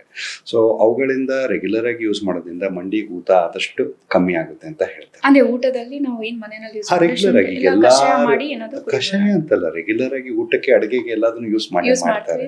ಒಟ್ಟು ದೇಹಕ್ಕೆ ಸೇರಿದ್ರೆ ಸಾಕು. ಹಂಗಂತ ಜಾಸ್ತಿ ತಿನ್ನೋದ್ರಿಂದ ಕಮ್ಮಿ ಆಗುತ್ತೆ ಅಂತಲ್ಲ, ಬಟ್ ರೆಗ್ಯುಲರ್ ಆಗಿ ಅದು ತಗೊಳ್ಳೋದ್ರಿಂದ ಕೆಮಿಸ್ಟ್ರಿ ಇನ್ ದ ಕಿಚನ್ ಅಂತ ಹೇಳ್ತೀವಿ. ಈಗ ನಾವು ಫಾರ್ ಎಕ್ಸಾಂಪಲ್ ನೋಡೋದಾದ್ರೆ, ಈಗ ಎಲ್ಲಾರ ಮನೆಯಲ್ಲೂ ಒಂದು ಇದನ್ನ ಪ್ಲಾಂಟ್ ಹಾಕೊಂಡಿರ್ತಾರೆ, ಅಂದ್ರೆ ಈಗ ಸ್ಕ್ವೇರ್ ಆಗಿರುತ್ತೆ, ಅಸ್ಥಿ ಶೃಂಖಲ ಅಂತ ಕರೀತಾರೆ. ಯಾರಿಗೂ ಅದ್ರದ್ದು ವ್ಯಾಲ್ಯೂ, ಕೆಲವೊಂದ್ರ ಮನೆಯಲ್ಲಿ ಅದನ್ನೆಲ್ಲ ಬಜ್ಜಿ ಮಾಡ್ಕೊಂಡು ತಿಂತಾರೆ, ಕೆಲವೊಬ್ರು ಚಟ್ನಿ ಪುಡಿ ಮಾಡ್ಕೋತಾರೆ. ಸೊ ಅದಕ್ಕೂ ಕೂಡ ಬೋನ್ ಹೆಲ್ತ್ಗೆ ತುಂಬಾ ಎಫೆಕ್ಟ್ಸ್ ಇದೆ, ಹೆಲ್ತ್ ಇದೆ. ಸೊ ಅಸ್ಥಿ ಶೃಂಖಲ ಅಥವಾ ಮಂಗರವಳ್ಳಿ ಅಂತ ಕರೀತಾರೆ, ಕನ್ನಡ ಮಂಗರವಳ್ಳಿ ಅಂತ. ಅಂದ್ರೆ ಆಯುರ್ವೇದಿಕ್ ಇದು ವಿಥಾನಿಯಾ ಸೋಮ್ನಿಫೆರಾ ಅಂತ ಅದರದ್ದು ಇದು, ಅಂದ್ರೆ ವಿಥಾನಿಯಾ ಸೋಮ್ನಿಫೆರಾ ಅಶ್ವಗಂಧ. ಸೊ ಸಿಸಸ್ ಕ್ವಾಡ್ರ್ಯಾಂಗ್ಯುಲರಿಸ್ ಅಂತ ಕರಿತೀವಿ ಅದಕ್ಕೆ, ಬೊಟಾನಿಕಲ್ ನೇಮ್. ಎಲ್ಲಾರ ಪ್ಲಾಂಟ್ ಅಲ್ಲಿ ಪಾಟಲ್ಲೂ ಇರುತ್ತೆ, ಇದನ್ನ ಎಲ್ಲಾ ಕಡೆ ಹಬ್ಕೊಂಡಿರುತ್ತೆ, ಬಟ್ ಯಾರಿಗೂ ಅದರದ್ದು ವ್ಯಾಲ್ಯೂ ಗೊತ್ತಿರೋದಿಲ್ಲ. ಕಡಿಯುತ್ತೆ ಒಂದ್ ಸ್ವಲ್ಪ, ಬಟ್ ಅದನ್ನ ಕರೆಕ್ಟ್ ಆಗಿ ಯೂಸ್ ಮಾಡೋರು ತುಂಬಾನೇ ಹೆಲ್ಪ್ ಆಗುತ್ತೆ. ಅದರಲ್ಲೇ ಆಯುರ್ವೇದದಲ್ಲಿ ಶಲ್ಲಕ್ಕಿ ಅಂತ ಹೇಳ್ತಾರೆ. ಸೊ ಬಾಸ್ವೆಲಿಯಾ ಸೆರಾಟಾ ಅಂತ, ಅದ್ರದ್ದು ಬಾಸ್ವೆಲಿನ್ ಅಂತ ಹೇಳ್ತಾರೆ. ಅದ್ರದ್ದು ಪ್ಯೂರಿಫೈಡ್ ಎಕ್ಸ್ಟ್ರಾಕ್ಟ್ಸ್ ಆರ್ಥ್ರೈಟಿಸ್ ನ ಪ್ರಿವೆಂಟ್ ಮಾಡುತ್ತೆ. ಶಲ್ಲಕ್ಕಿ ಅಂತ ಬರುತ್ತೆ, ಗುಗ್ಗುಲ ಅಂತ ಬರುತ್ತೆ, ಈ ಗಮ್ಸಲ್ ಅಂತ ಏನ್ ಹೇಳ್ತೀವಿ ಅದರದ್ದು. ಅದಲ್ದಲೇನೆ ಈಗ ನಮ್ಗೆ ಈ ಅರ್ಶಿನ, ಕಾಮನ್ ಅರ್ಶಿನ ತಗೊಂಡ್ರೆ ಎಷ್ಟೊಂದು ಕುರ್ಕುಮ ಲವಂಗ ಅಂತ ಹೇಳಿದ್ರೆ ಅರ್ಶಿನ, ಅದರಲ್ಲಿ ಕುರ್ಕುಮಿನಾಯ್ಡ್ಸ್ ಅಂತ ಹೇಳ್ತಾರೆ, ಅಂದ್ರೆ ಆಕ್ಟಿವ್ ಪ್ರಿನ್ಸಿಪಲ್. ಅದ್ರದ್ದು ಕೂಡ ಈ ಮಧ್ಯೆ ಅರ್ಶಿನದ್ದು ಟ್ಯಾಬ್ಲೆಟ್ಸ್ ಬರ್ತಾ ಇದೆ. ನಾನು ಏನ್ ಹೇಳಕ್ ಟ್ರೈ ಮಾಡ್ತಿದ್ದೀನಿ ಅಂದ್ರೆ, ನಮ್ಮ ಆಹಾರ ಪದ್ಧತಿಯಲ್ಲಿ ಇದೆ. ಸೊ ಅದಕ್ಕೋಸ್ಕರ ನೀವು ಸಪರೇಟ್ ಆಗಿ ಟ್ಯಾಬ್ಲೆಟ್ ತಿನ್ಬೇಕು ಅನ್ನುವಂತಹ ಅವಶ್ಯಕತೆ ಇಲ್ಲ. ರೆಗ್ಯುಲರ್ ಆಗಿ ಹೆಲ್ದಿ ಡಯಟ್ ನಾವು ಫಾಲೋ ಮಾಡ್ಕೊಂಡು ಹೋದ್ರೆ ಅಷ್ಟರ ಮಟ್ಟಿಗೆ ದಟ್ ಇಸ್ ಗುಡ್. ಈಗ ಒಂದ್ ಸಂಧಿವಾತ ಬಂದಿರುತ್ತೆ, ಏನೆಲ್ಲ ಟೆಸ್ಟ್ ಗಳೀಗ ಡಿಪೆಂಡ್ ಅಪಾನ್ ಪೇಷಂಟ್ ಮೇಲೆ, ಬೇಸಿಕ್ ಆಗಿ ಸಂಧಿವಾತ ಇದೆ ಅಂತ ಫೈಂಡ್ ಔಟ್ ಮಾಡ್ಲಿಕ್ಕೆ ಏನ್ ಟೆಸ್ಟ್ ಅಂದ್ರೆ ಕಾರಣ ಅಂತ ಹೇಳ್ತೀವಿ. ಸಂಧಿವಾತ ನೀ ಜಾಯಿಂಟ್ ಆರ್ಥ್ರೈಟಿಸ್ ಅನ್ನ ನಮ್ಗೆ ಕ್ಲಿನಿಕಲ್ ಎಕ್ಸಾಮಿನೇಷನ್ ಮಾಡಿದ್ರೆ ಗೊತ್ತಾಗೋಗುತ್ತೆ. ಯಾವ ಸ್ಟೇಜ್ ಅಲ್ಲಿ ಇದೆ ಅಂತ ನೋಡೋದಕ್ಕೆ ನಾವು ಯೂಶಲಿ ಎಕ್ಸ್ರೇಗಳನ್ನ ಮಾಡಿಸ್ಕೋತೀವಿ. ಸೊ ಪ್ರೈಮರಿ ಆಸ್ಟಿಯೋಆರ್ಥ್ರೈಟಿಸ್ ಅಂತ ಹೇಳ್ತೀವಿ, ಅಂದ್ರೆ ಏನೂ ಕಾರಣ ಇಲ್ದಲೇನೆ ವಯಸ್ಸಾಗೋರ್ಗೆ ಸವಿಯುವಂಥದ್ದು ಪ್ರೈಮರಿ ಆರ್ಥ್ರೈಟಿಸ್ ಅಥವಾ ಏಜ್ ರಿಲೇಟೆಡ್ ಆರ್ಥ್ರೈಟಿಸ್ ಅಂತ ಹೇಳ್ತೀವಿ. ಅವುಗಳಿಗೆ ಇನ್ನೇನು ಸಪರೇಟ್ ಆಗಿ ಇನ್ವೆಸ್ಟಿಗೇಷನ್ ಏನು ಬೇಕಾಗಿರೋದಿಲ್ಲ, ಬರೀ ಎಕ್ಸ್ರೇ ಅಷ್ಟೇ ಸಾಕಾಗುತ್ತೆ. ಕೆಲವೊಂದ್ಸತಿ ಊತದ ಸಂಧಿವಾತ ಇದೆ ಅಂತ ಅನ್ಕೊಳ್ಳಿ, ಅಂದ್ರೆ ರುಮಟೆಡ್ ಆರ್ಥ್ರೈಟಿಸ್ ಅಥವಾ ಆ ಥರ ಏನಾದ್ರು ಇತ್ತು ಅಂತ ಹೇಳಿದ್ರೆ ಅದರ ತಕ್ಕಂತೆ ಕೆಲವೊಂದು ಬ್ಲಡ್ ಇನ್ವೆಸ್ಟಿಗೇಷನ್ಸ್, ಆಂಟಿ-CCP ಆಯಿತು, ರುಮಟಾಯ್ಡ್ ಫ್ಯಾಕ್ಟರ್, CBC ಅಂತ ಹೇಳಿದ್ರೆ ಕಂಪ್ಲೀಟ್ ಬ್ಲಡ್ ಕೌಂಟ್ಸ್, ಇವುಗಳನ್ನ ನೋಡ್ಕೋಬೇಕಾಗುತ್ತೆ. ಈಗ ಇನ್ಫೆಕ್ಟಿವ್ ಆರ್ಥ್ರೈಟಿಸ್ನ ಅಥವಾ ಸೆಪ್ಟಿಕ್ ಆರ್ಥ್ರೈಟಿಸ್ ನಾವು ಸಸ್ಪೆಕ್ಟ್ ಮಾಡ್ತಾ ಇದ್ರೆ ಕೆಲವೊಂದ್ಸತಿ CBC ಅಂತ ಹೇಳ್ತೀವಿ, ಅಲ್ಟ್ರಾಸೌಂಡ್ ಮಾಡಿಸ್ಕೋತೀವಿ. ಕೆಲವೊಂದ್ಸತಿ ಮಂಡಿಯಲ್ಲಿ ಸಣ್ಣ ಸೂಜಿ ಹಾಕ್ಬಿಟ್ಟು ಕೀವ್ ಏನಾದ್ರು ಕಟ್ಕೊಂಡಿದ್ಯಾ ನೋಡ್ಬೇಕಾಗುತ್ತೆ. ಅಂದ್ರೆ ಕಾರಣನ ನಾವು ಏನ್ ಸಸ್ಪೆಕ್ಟ್ ಮಾಡ್ತಾ ಇದೀವಿ, ಕ್ಲಿನಿಕಲ್ ಎಕ್ಸಾಮಿನೇಷನ್, ಹಿಸ್ಟ್ರಿ ಟೇಕಿಂಗ್ ಮೇಲ್ಗಡೆ ಅದ್ರ ತಕ್ಕಂತೆ ಕೆಲವೊಂದು ಇನ್ವೆಸ್ಟಿಗೇಷನ್ಸ್ ಗಳನ್ನ ನಾವು ಮಾಡಿಸ್ಕೊತಾ ಹೋಗ್ತೀವಿ. ಈಗ ನೀವು ಹೇಳಿದ್ರಿ ರುಮಟಾಯ್ಡ್ ಸಂಧಿವಾತ, ಬ್ರೀಫ್ ಆಗಿ ಎಕ್ಸ್ಪ್ಲೈನ್ ಮಾಡಿ. ಅಂದ್ರೆ ರುಮಟಾಯ್ಡ್ ಅಂದ್ರೆ ನಮ್ಮ ಇಮ್ಯೂನ್ ಸಿಸ್ಟಮ್ ಇರುತ್ತೆ. ನಮ್ಮ ಇಮ್ಯೂನ್ ಸಿಸ್ಟಮ್ ಅಂತ ಹೇಳಿದ್ರೆ, ಈಗ ಫಾರ್ ಎಕ್ಸಾಂಪಲ್ ನಮ್ಮ ಆರ್ಮಿ ಅಂತ ಇಟ್ಕೊಳ್ಳೋಣ, ಹೊರಗಡೆಯಿಂದ ಬರುವಂತಹ ಶತ್ರುಗಳನ್ನ ಫೈಟ್ ಮಾಡೋದಕ್ಕೆ ಅಂತ ಇದೆ. ಈಗ ಸಡನ್ ಆಗಿ ಇಮ್ಯೂನ್ ಸಿಸ್ಟಮ್ ಏನೋ ಡಿಸ್ಫಂಕ್ಷನ್ ಆಗ್ಬಿಟ್ಟು ನಮ್ಮ ಬಾಡಿ ಅಗೇನ್ಸ್ಟ್ ಏನೇ ಯಾವಾಗ ಅದು ವರ್ಕ್ ಮಾಡಕ್ ಶುರು ಮಾಡುತ್ತೋ ಅವಾಗ ಇಮ್ಯೂನ್ ರಿಲೇಟೆಡ್ ಡಿಸಾರ್ಡರ್ಸ್ ಅಥವಾ ಈ ತರದ ಇವುಗಳನ್ನ ಹೇಳ್ತೀವಿ ನಾವು ಆಟೋ ಇಮ್ಯೂನ್ ಡಿಸಾರ್ಡರ್ಸ್ ಅಂತ ಹೇಳ್ತೀವಿ. ಅಂದ್ರೆ ನಮ್ಮ ಆಹಾರ, ನಮ್ಮ ಬಾಡಿಯಲ್ಲಿ ಇರುವಂತಹ ನಮ್ಮ ಡಿಫೆನ್ಸ್ ಮೆಕ್ಯಾನಿಸಮ್ಸ್ ನಮ್ಮ ಮೇಲೆ ಆಕ್ಟ್ ಮಾಡಕ್ ಶುರು ಮಾಡುತ್ತೆ. ಸೊ ಡಿಫ್ರೆಂಟ್ ಟೈಪ್ಸ್ ಬರುತ್ತೆ. ಅಂದ್ರೆ ರುಮಟೆಡ್ ಆರ್ಥ್ರೈಟಿಸ್ ಇರ್ಬೋದು, ಆಂಕಲೋಸಿಂಗ್ ಸ್ಪಾಂಡಿಲೈಟಿಸ್ ಇರ್ಬೋದು, ಸೋರಿಯಾಟಿಕ್ ಆರ್ಥ್ರೈಟಿಸ್ ಇರ್ಬೋದು. ಸೊ ಇದರಲ್ಲೆಲ್ಲ ಏನಾಗುತ್ತೆ ಅಂದ್ರೆ ನಮ್ಮ ಬಾಡಿ ಡಿಫೆನ್ಸ್ ಮೆಕ್ಯಾನಿಸಮ್ಗಳು ನಮ್ಮ ಜಾಯಿಂಟ್ಗಳ ಮೇಲೆನೆ ಆಕ್ಟ್ ಆಗಿ ನಮ್ಮ ಮೃದ್ವಸ್ಥೆಯನ್ನ ಡ್ಯಾಮೇಜ್ ಮಾಡಿ ಊತ ಎಲ್ಲ ಬರ್ಬೇಕಾದ್ರೆ ಇದಕ್ಕೆ ನಾವು ರುಮಟೆಡ್ ಆರ್ಥ್ರೈಟಿಸ್ ಅಂತ ಹೇಳ್ತೀವಿ. ಇದಕ್ಕೆ ಯಾವ ತರ ಶಸ್ತ್ರಚಿಕಿತ್ಸೆ ಇದೆ? ಶಸ್ತ್ರಚಿಕಿತ್ಸೆ ಸೇಮ್ ಇರುತ್ತೆ. ಅಂದ್ರೆ ಪ್ರತಿ ಪೇಷಂಟ್ಗೂ ಶಸ್ತ್ರಚಿಕಿತ್ಸೆ ಬೇಕು ಅಂತಲ್ಲ. ರುಮಟೆಡ್ ಆರ್ಥ್ರೈಟಿಸ್ ಅಲ್ಲೂ ಎಷ್ಟೊಂದು ಜನ ಪೇಷಂಟ್ಸ್ ಕರೆಕ್ಟ್ ಆಗಿ ಮೆಡಿಕಲ್ ಮ್ಯಾನೇಜ್ಮೆಂಟ್ ಮಾಡ್ಕೊಂಡು ಹೋದ್ರೆ ಇಡೀ ಜೀವನ ವಿದೌಟ್ ಸರ್ಜರಿ ಇಲ್ದಲ್ಲೇನೆ ಕಳೆದವ್ರನ್ನೂ ನೋಡಿದೀವಿ. ಯಾವ ಸ್ಟೇಜ್ ಅಲ್ಲಿ ಇನ್ಸ್ಟಿಟ್ಯೂಟ್ ಮಾಡ್ತಾರೆ ಅನ್ನೋದು ಡಿಪೆಂಡ್ ಆಗುತ್ತೆ. ಅಂದ್ರೆ ಯೂಶಲಿ ರಿಮಟಾಲಜಿಸ್ಟ್ ಅಂತ ಹೇಳ್ತೀವಿ, ಅಂದ್ರೆ ಊತದ ಸಂಧಿವಾತಕ್ಕೆ ತಕ್ಕಂತಹ ಒಂದು ಸಬ್ ಸ್ಪೆಷಾಲಿಟಿ ಅಥವಾ ಸೂಪರ್ ಸ್ಪೆಷಾಲಿಟಿ ಅಂತ ಹೇಳ್ಬೋದು. ಒಂದ್ಸತಿ ಡಯಾಗ್ನೋಸ್ ಆದ್ಮೇಲಿಂದ ಡಾಕ್ಟರ್ಗಳು ಕೆಲವೊಂದು disease modifying anti rheumatoid agents ಅಂತ ಹೇಳ್ತಾರೆ, ಅವುಗಳನ್ನೆಲ್ಲ ಕೊಟ್ಟು ಬಿಟ್ಟು ಲಾಂಗ್ ಟರ್ಮ್ ಸೌತೋಗದಲ್ಲಿ ಇರೋ ತರ ನೋಡ್ಕೊತಾರೆ. ಹಲೋ ಹಲೋ, ಸ್ವಲ್ಪ ಜೋರಾಗಿ ಮಾತಾಡಿ ಸರ್. ಎಲ್ಲಿಂದ ಕಾಲ್ ಮಾಡ್ತಿದ್ದೀರಾ? ಓಕೆ, ಅಜ್ಜಿಗ ಅಂದ್ರೆ ಕೈಯ ಕಾಲ ಹೇಳ್ತಿರೋದು? ಲೈಕ್ ಅಂದ್ರೆ ಫುಲ್ ನಡೆಯಕ್ಕೆ ಅವ್ರು ಕಷ್ಟ ಆಗ್ತಿದೆ, ತುಂಬಾನೇ ಜಾಸ್ತಿ ಸೊಟ್ಟಾಗಿದೆ ಅಂತ ಹೇಳಿದ್ರೆ ಅವಾಗ ಒಂದ್ಸತಿ ಹತ್ರದಲ್ಲಿ ಯಾವ್ದಾದ್ರು ಆರ್ಥೋಪಿಡಿಷಿಯನ್ಸ್ಗೆ ಕನ್ಸಲ್ಟ್ ಮಾಡಿ. ಸಣ್ಣ ಪುಟ್ಟ ನೋವಿತ್ತು, ತಡ್ಕೋಬಹುದು ಅನ್ನೋ ಮಟ್ಟಕ್ಕಿತ್ತು ಅಂತ ಹೇಳಿದ್ರೆ ಕೆಳಗಡೆ ಕೂಡದಲ್ಲೇ ಇರೋದು, ಸಣ್ಣ ಪುಟ್ಟ ಎಕ್ಸರ್ಸೈಸಸ್, ಫಿಸಿಯೋಥೆರಪಿ ಇವುಗಳಿಂದ ಹೆಲ್ಪ್ ಆಗುತ್ತೆ. ಸೊ ತುಂಬಾ ಜಾಸ್ತಿ ಸೌದೋಗಿದೆ, ತುಂಬಾ ಸೊಟ್ಟಾಗಿದೆ ಅಂತ ಹೇಳಿದ್ರೆ ಒಂದ್ಸತಿ ಆರ್ಥೋಪಿಡಿಕ್ ಸರ್ಜನ್ ನೀವು ಕನ್ಸಲ್ಟ್ ಮಾಡೋದು ಉತ್ತಮ. ಸೊಲ್ಯೂಷನ್ ಅಂತೂ ಇರುತ್ತೆ, ಇದನ್ನ ಒಂದ್ಸತಿ ಹೋಗಿ ಕನ್ಸಲ್ಟ್ ಮಾಡ್ಕೊಳ್ಳಿ. ಡಾಕ್ಟರ್, ಲಾಸ್ಟ್ ಕಾಲರ್ ಸಿಯಾಟಿಕಾ ಬಗ್ಗೆ ಮಾತಾಡ್ತಾ ಇದ್ರು. ಈಗ ಮೋಸ್ಟ್ ಕಾಮನ್ ಏನೇ ಬೆನ್ನು ನೋವು ಬಂದು ಅಥವಾ ಏನೇ ಸೊಂಟ ನೋವು ಬಂದು ಸಿಯಾಟಿಕಾ ಆಗಿದೆ ಅನ್ನೋ ಥಾಟ್ ಬಂದ್ಬಿಟ್ಟಿದೆ. ಅದ್ರ ಬಗ್ಗೆ ಸ್ವಲ್ಪ ಬ್ರೀಫ್ ಆಗಿ ಎಕ್ಸ್ಪ್ಲೈನ್ ಮಾಡಿ. ಅಂದ್ರೆ ಶಿಯಾಟಿಕಾ ಒಂದು ಸಿಂಪ್ಟಮ್ ಅಷ್ಟೇ, ಅದನ್ನ ನಾವು ಅರ್ಥ ಮಾಡ್ಕೋಬೇಕು. ಶಿಯಾಟಿಕ್ ನರ್ವ್ ಅಂತ ಬರುತ್ತೆ, ಅಂದ್ರೆ ಸೊಂಟದಿಂದ ಒಂದು 5 ನರ್ವ್ ರೂಟ್ಗಳು ಸೇರ್ಕೊಂಡ್ಬಿಟ್ಟು ಇಡೀ ಕಾಲಕ್ಕೆ ಸಪ್ಲೈ ಮಾಡುತ್ತೆ, ಲೋವರ್ ಲಿಂಬ್ಗೆ. ಆ ಕಾಲಲ್ಲಿ ಎಳ್ತ ಏನ್ ಬರುತ್ತೆ ಅದನ್ನ ನಾವು ಮೆಡಿಕಲ್ ಟರ್ಮಿನಾಲಜಿಯಲ್ಲಿ ಶಿಯಾಟಿಕಾ ಅಂತ ಹೇಳ್ತೀವಿ. ಸೊಂಟ ನೋವು ಬಂದವ್ರಿಗೆಲ್ಲ ಶಿಯಾಟಿಕಾ ಇದೆ ಅಂತ ಅನ್ನೋದು ಸುಳ್ಳು. ಮತ್ತೆ ಶಿಯಾಟಿಕಾ ಡಯಾಗ್ನೋಸಿಸ್ ಅಲ್ಲ, ಅದು ಒಂದು ಸಿಂಪ್ಟಮ್ ಅಂತ ಹೇಳಿದ್ರೆ ರೋಗಿಯಲ್ಲಿ ಕಾಣಿಸ್ಕೊಳ್ಳುವಂತಹ ರೋಗ ಲಕ್ಷಣ ಅದೊಂದಷ್ಟೇ. ಸೊ ಕಾರಣಗಳು ಹಲವಾರು ಇರುತ್ತೆ. ಸೊ ಅದರಲ್ಲಿ ಮೋಸ್ಟ್ ಕಾಮನೆಸ್ಟ್ ಕಾರಣ ಡಿಸ್ಕ್ ಪ್ರೊಲಾಪ್ಸ್ ಅಂತ ಹೇಳ್ತೀವಿ. ಅಂದ್ರೆ 2 ಮೂಳೆಗಳ ಮಧ್ಯ ಇರುವಂತಹ ಡಿಸ್ಕ್ ಅಂತ ಏನ್ ಹೇಳ್ತೀವಿ, ಅಥವಾ ಜೆಲ್ ಅಂತ ಏನ್ ಕರೀತಾರೆ ಆಡು ಭಾಷೆಗಳಲ್ಲಿ, ಅದು ಹಿಂದ್ಗಡೆ ಬಂದ್ಬಿಟ್ಟು ನರಗಳ ಮೇಲೆ ಒತ್ತತಿರ್ಬೇಕಾದ್ರೆ ಈ ತರ ಕಾಲಲ್ಲಿ ಎಳ್ತಾ ಬರುತ್ತೆ. ಅದಲ್ದಲೇನೆ ಪೈರಿಫಾರ್ಮಿಸ್ ಸಿಂಡ್ರೋಮ್ ಅಂತ ಹೇಳ್ತೀವಿ. ಹಿಪ್ ಜಾಯಿಂಟ್ ಹಿಂಭಾಗದಲ್ಲಿ ಒಂದು ಮಸಲ್ ಇರುತ್ತೆ, ಅದು ನರಗಳ ಮೇಲೆ ಒತ್ತಡ ಇದ್ದಾಗ ಕೂಡ ಈ ತರ ಆಗ್ಬಹುದು. ಕೆಲವೊಂದ್ಸತಿ ಟ್ಯೂಮರ್ಸ್ ಇಂದ ಆಗ್ಬಹುದು, ಕೆಲವೊಂದ್ಸತಿ ಇಂಜುರಿಯಿಂದ ಆಗ್ಬಹುದು, ಕೆಲವೊಂದ್ಸತಿ ತಪ್ಪಾಗಿ ಸೊಂಟದಲ್ಲಿ ಇಂಜೆಕ್ಷನ್ ಕೊಟ್ಟಾಗ ನರ್ವ್ ರೂಟ್ ಇರಿಟೇಷನ್ ಆದಾಗ್ಲೂ ಕೂಡ ಬರ್ಬೋದು. ಇದು ಶಿಯಾಟಿಕಾ. ಸೊ ಕಾಮನೆಸ್ಟ್ ಕಾರಣ ಡಿಸ್ಕ್ ರಿಲೇಟೆಡ್ ಇಶ್ಯೂ.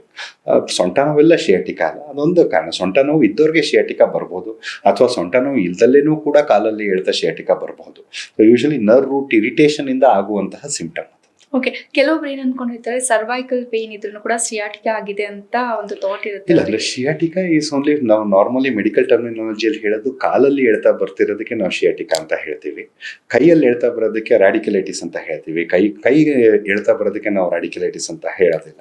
ಸೊ ಕೈಯಲ್ಲಿ ಎಳ್ತಾ ಬರ್ತಿರ್ಬೇಕಾದ್ರೂ ಹಲವಾರು ಕಾರಣಗಳು, ನೀವು ಹೇಳಿದಾಗೆ ಸರ್ವೈಕಲ್ ಡಿಸ್ಕ್ ರಿಲೇಟೆಡ್ ಇಶ್ಯೂಸ್ ಇರ್ಬೋದು, ಅಥವಾ ಬೇರೆ ಇಂಜುರಿ ಆಗ್ಬಿಟ್ಟು ನ್ಯೂರೋಮಾ ಅಂತ ಹೇಳ್ತೀವಿ, ನರ್ವ್ಗಳು ಇಂಜುರಿ ಆಗ್ಬಿಟ್ಟು ಅದರಿಂದ ಎಳ್ತಾ ಬರ್ತಿರ್ಬೋದು, ಅಥವಾ ಡಯಾಬಿಟಿಕ್ ಪೇಷಂಟ್ಸ್ ಅಲ್ಲಿ ಏನು ಕಾರಣ ಇಲ್ದಲೇನೆ ಹೇಳ್ತಾ ಬರ್ತಿರ್ಬೋದು, ಅಥವಾ ಎಷ್ಟೊಂದ್ ಸತಿ ಆರ್ಥೋಪೆಡಿಕ್ ಕಾರಣನೇ ಇರೋದಿಲ್ಲ, ಅಂದ್ರೆ ಕೆಲವೊಂದು ಕಾರ್ಡಿಯಾಕ್ ರಿಲೇಟೆಡ್ ಇಶ್ಯೂಸ್ ಇಂದಾನು ಕೂಡ ಕೈಯಲ್ಲಿ ಹೇಳ್ತಾ ಬರ್ತಿರ್ಬೋದು. ಅಂದ್ರೆ ಯೂಶಲಿ ಸಡನ್ ಆಗಿ ಬರುತ್ತೆ cardiac related. Over a prolonged period of time ಇದ್ದಾಗ usually cervical disc related issue. Hello hello hello sir, ನಮಸ್ತೆ. ಎಲ್ಲಿಂದ ಕಾಲ್ ಮಾಡ್ತಿದ್ದೀರಾ? ಓಕೆ, ಡಾಕ್ಟರ್ ಇದ್ದಾರೆ, ಮಾತಾಡಿ ಸರ್. ಹೇಳಿ ಸರ್, ನಮಸ್ತೆ.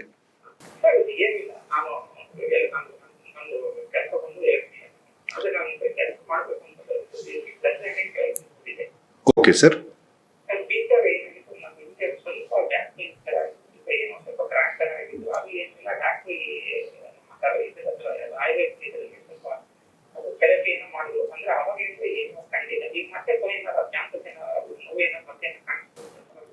ಸರ್, ಅದೇನು ಅಂತ ಹೇಳಿದ್ರೆ ಮೇಜರ್ ಇಂಜುರಿ ಇಲ್ದಲ್ಲೇ ಇರಬೇಕಾದ್ರೆ ಈ ನಾವು ಆಡುಭಾಷೆಗಳಲ್ಲಿ ಹಳೆ ನೋವು ಉಳ್ಕೊಂಡ್ಬಿಡುತ್ತೆ ಅಂತ ಏನು ಹೇಳ್ತೀವಿ, ಅದೆಲ್ಲ ಸುಳ್ಳು. ಸೊ ಆ ಥರ ಏನೂ ಇರೋದಿಲ್ಲ ಯೂಶ್ವಲಿ. ಮತ್ತೆ ನಮ್ಮ ಹ್ಯೂಮನ್ ನೇಚರ್ ಅದು, ನಮ್ಮ ಬ್ರೇನ್ ಏನಂತ ಹೇಳಿದ್ರೆ ಯಾವಾಗಲೂ ಬಿದ್ದಿದ್ವಿ 2 ವರ್ಷದ ಹಿಂದ್ಗಡೆ, ಏನೇ ನೋವು ಬಂದ್ರೂ ನಮ್ಮ ಬ್ರೇನ್ ಅದಕ್ಕೆ ರಿಲೇಟ್ ಮಾಡುತ್ತೆ. ಸೊ ಆ ಥರ ಏನೂ ಇರೋದಿಲ್ಲ ಅದು. ಸೊ ಮತ್ತೆ ಇನ್ನೊಂದೇನು ಅರ್ಥ ಮಾಡ್ಕೋಬೇಕು ಅಂತ ಹೇಳಿದ್ರೆ, ಈ ಫಿಸಿಯೋಥೆರಪಿ ಆಯಿತು, ಆಯುರ್ವೇದಿಕ್ ಮಸಾಜ್ ಆಯಿತು, ತಪ್ಪಲ್ಲ, ಆದರೆ ತಾತ್ಕಾಲಿಕ. ನಿಮಗೆ ಲಾಂಗ್ ಟರ್ಮಲ್ಲಿ ನಿಮಗೆ ಹೆಲ್ಪ್ ಮಾಡಬೇಕು ಅಂದರೆ ನೀವೇನೇ ವ್ಯಾಯಾಮ ಮತ್ತು ನಿಮ್ಮ ಪೋಸ್ಚರ್ ಬಗ್ಗೆ ನೀವೇ ಗಮನ ಕೊಡಬೇಕಾಗತ್ತೆ. ಹಿಂಭಾಗದಲ್ಲಿ ಈಗ ನಾವು ಗಾಡಿ ಓಡಿಸ್ತಿರ್ಬೇಕಾದ್ರೆ ಅಥವಾ ಕೂತ್ಕೊಂಡಾಗ, ಈಗ ನಾರ್ಮಲಿ ನಾವು ವ್ಯಾಲೆಟ್ ಅಥವಾ ಪರ್ಸನ್ ನಾವು ಹಿಂಭಾಗದ ಪಾಕೆಟ್ ಅಲ್ಲಿ ಏನು ಇಟ್ಕೋತೀವಿ ಅದನ್ನ ಅವಾಯ್ಡ್ ಮಾಡ್ಕೋಬೇಕಾಗತ್ತೆ. ಫ್ರಂಟ್ ಪಾಕೆಟ್ ಅಲ್ಲಿ ಇಟ್ಕೊಳ್ಳಿ, ಯಾಕಂದ್ರೆ ಹಿಂದೆ ಇಟ್ಕೊಂಡಾಗ ಮೆಕ್ಯಾನಿಕಲ್ ಇಂಬ್ಯಾಲೆನ್ಸ್ ಅಂತ ಹೇಳ್ತೀವಿ, ಅದರಿಂದನೂ ಕೂಡ ಈಗೇನು ನಾವು ಶಿಯಾಟಿಕಾ ಅಂತ ಏನು ಮಾತಾಡ್ತಿದ್ವಿ ಅದು ಕೂಡ ಎಕ್ಸಾಗರೇಟ್ ಅಥವಾ ಉಲ್ಬಣಗೊಳ್ಳುವಂತಹ ಸಾಧ್ಯತೆ ಇರುತ್ತೆ. ಓಕೆ.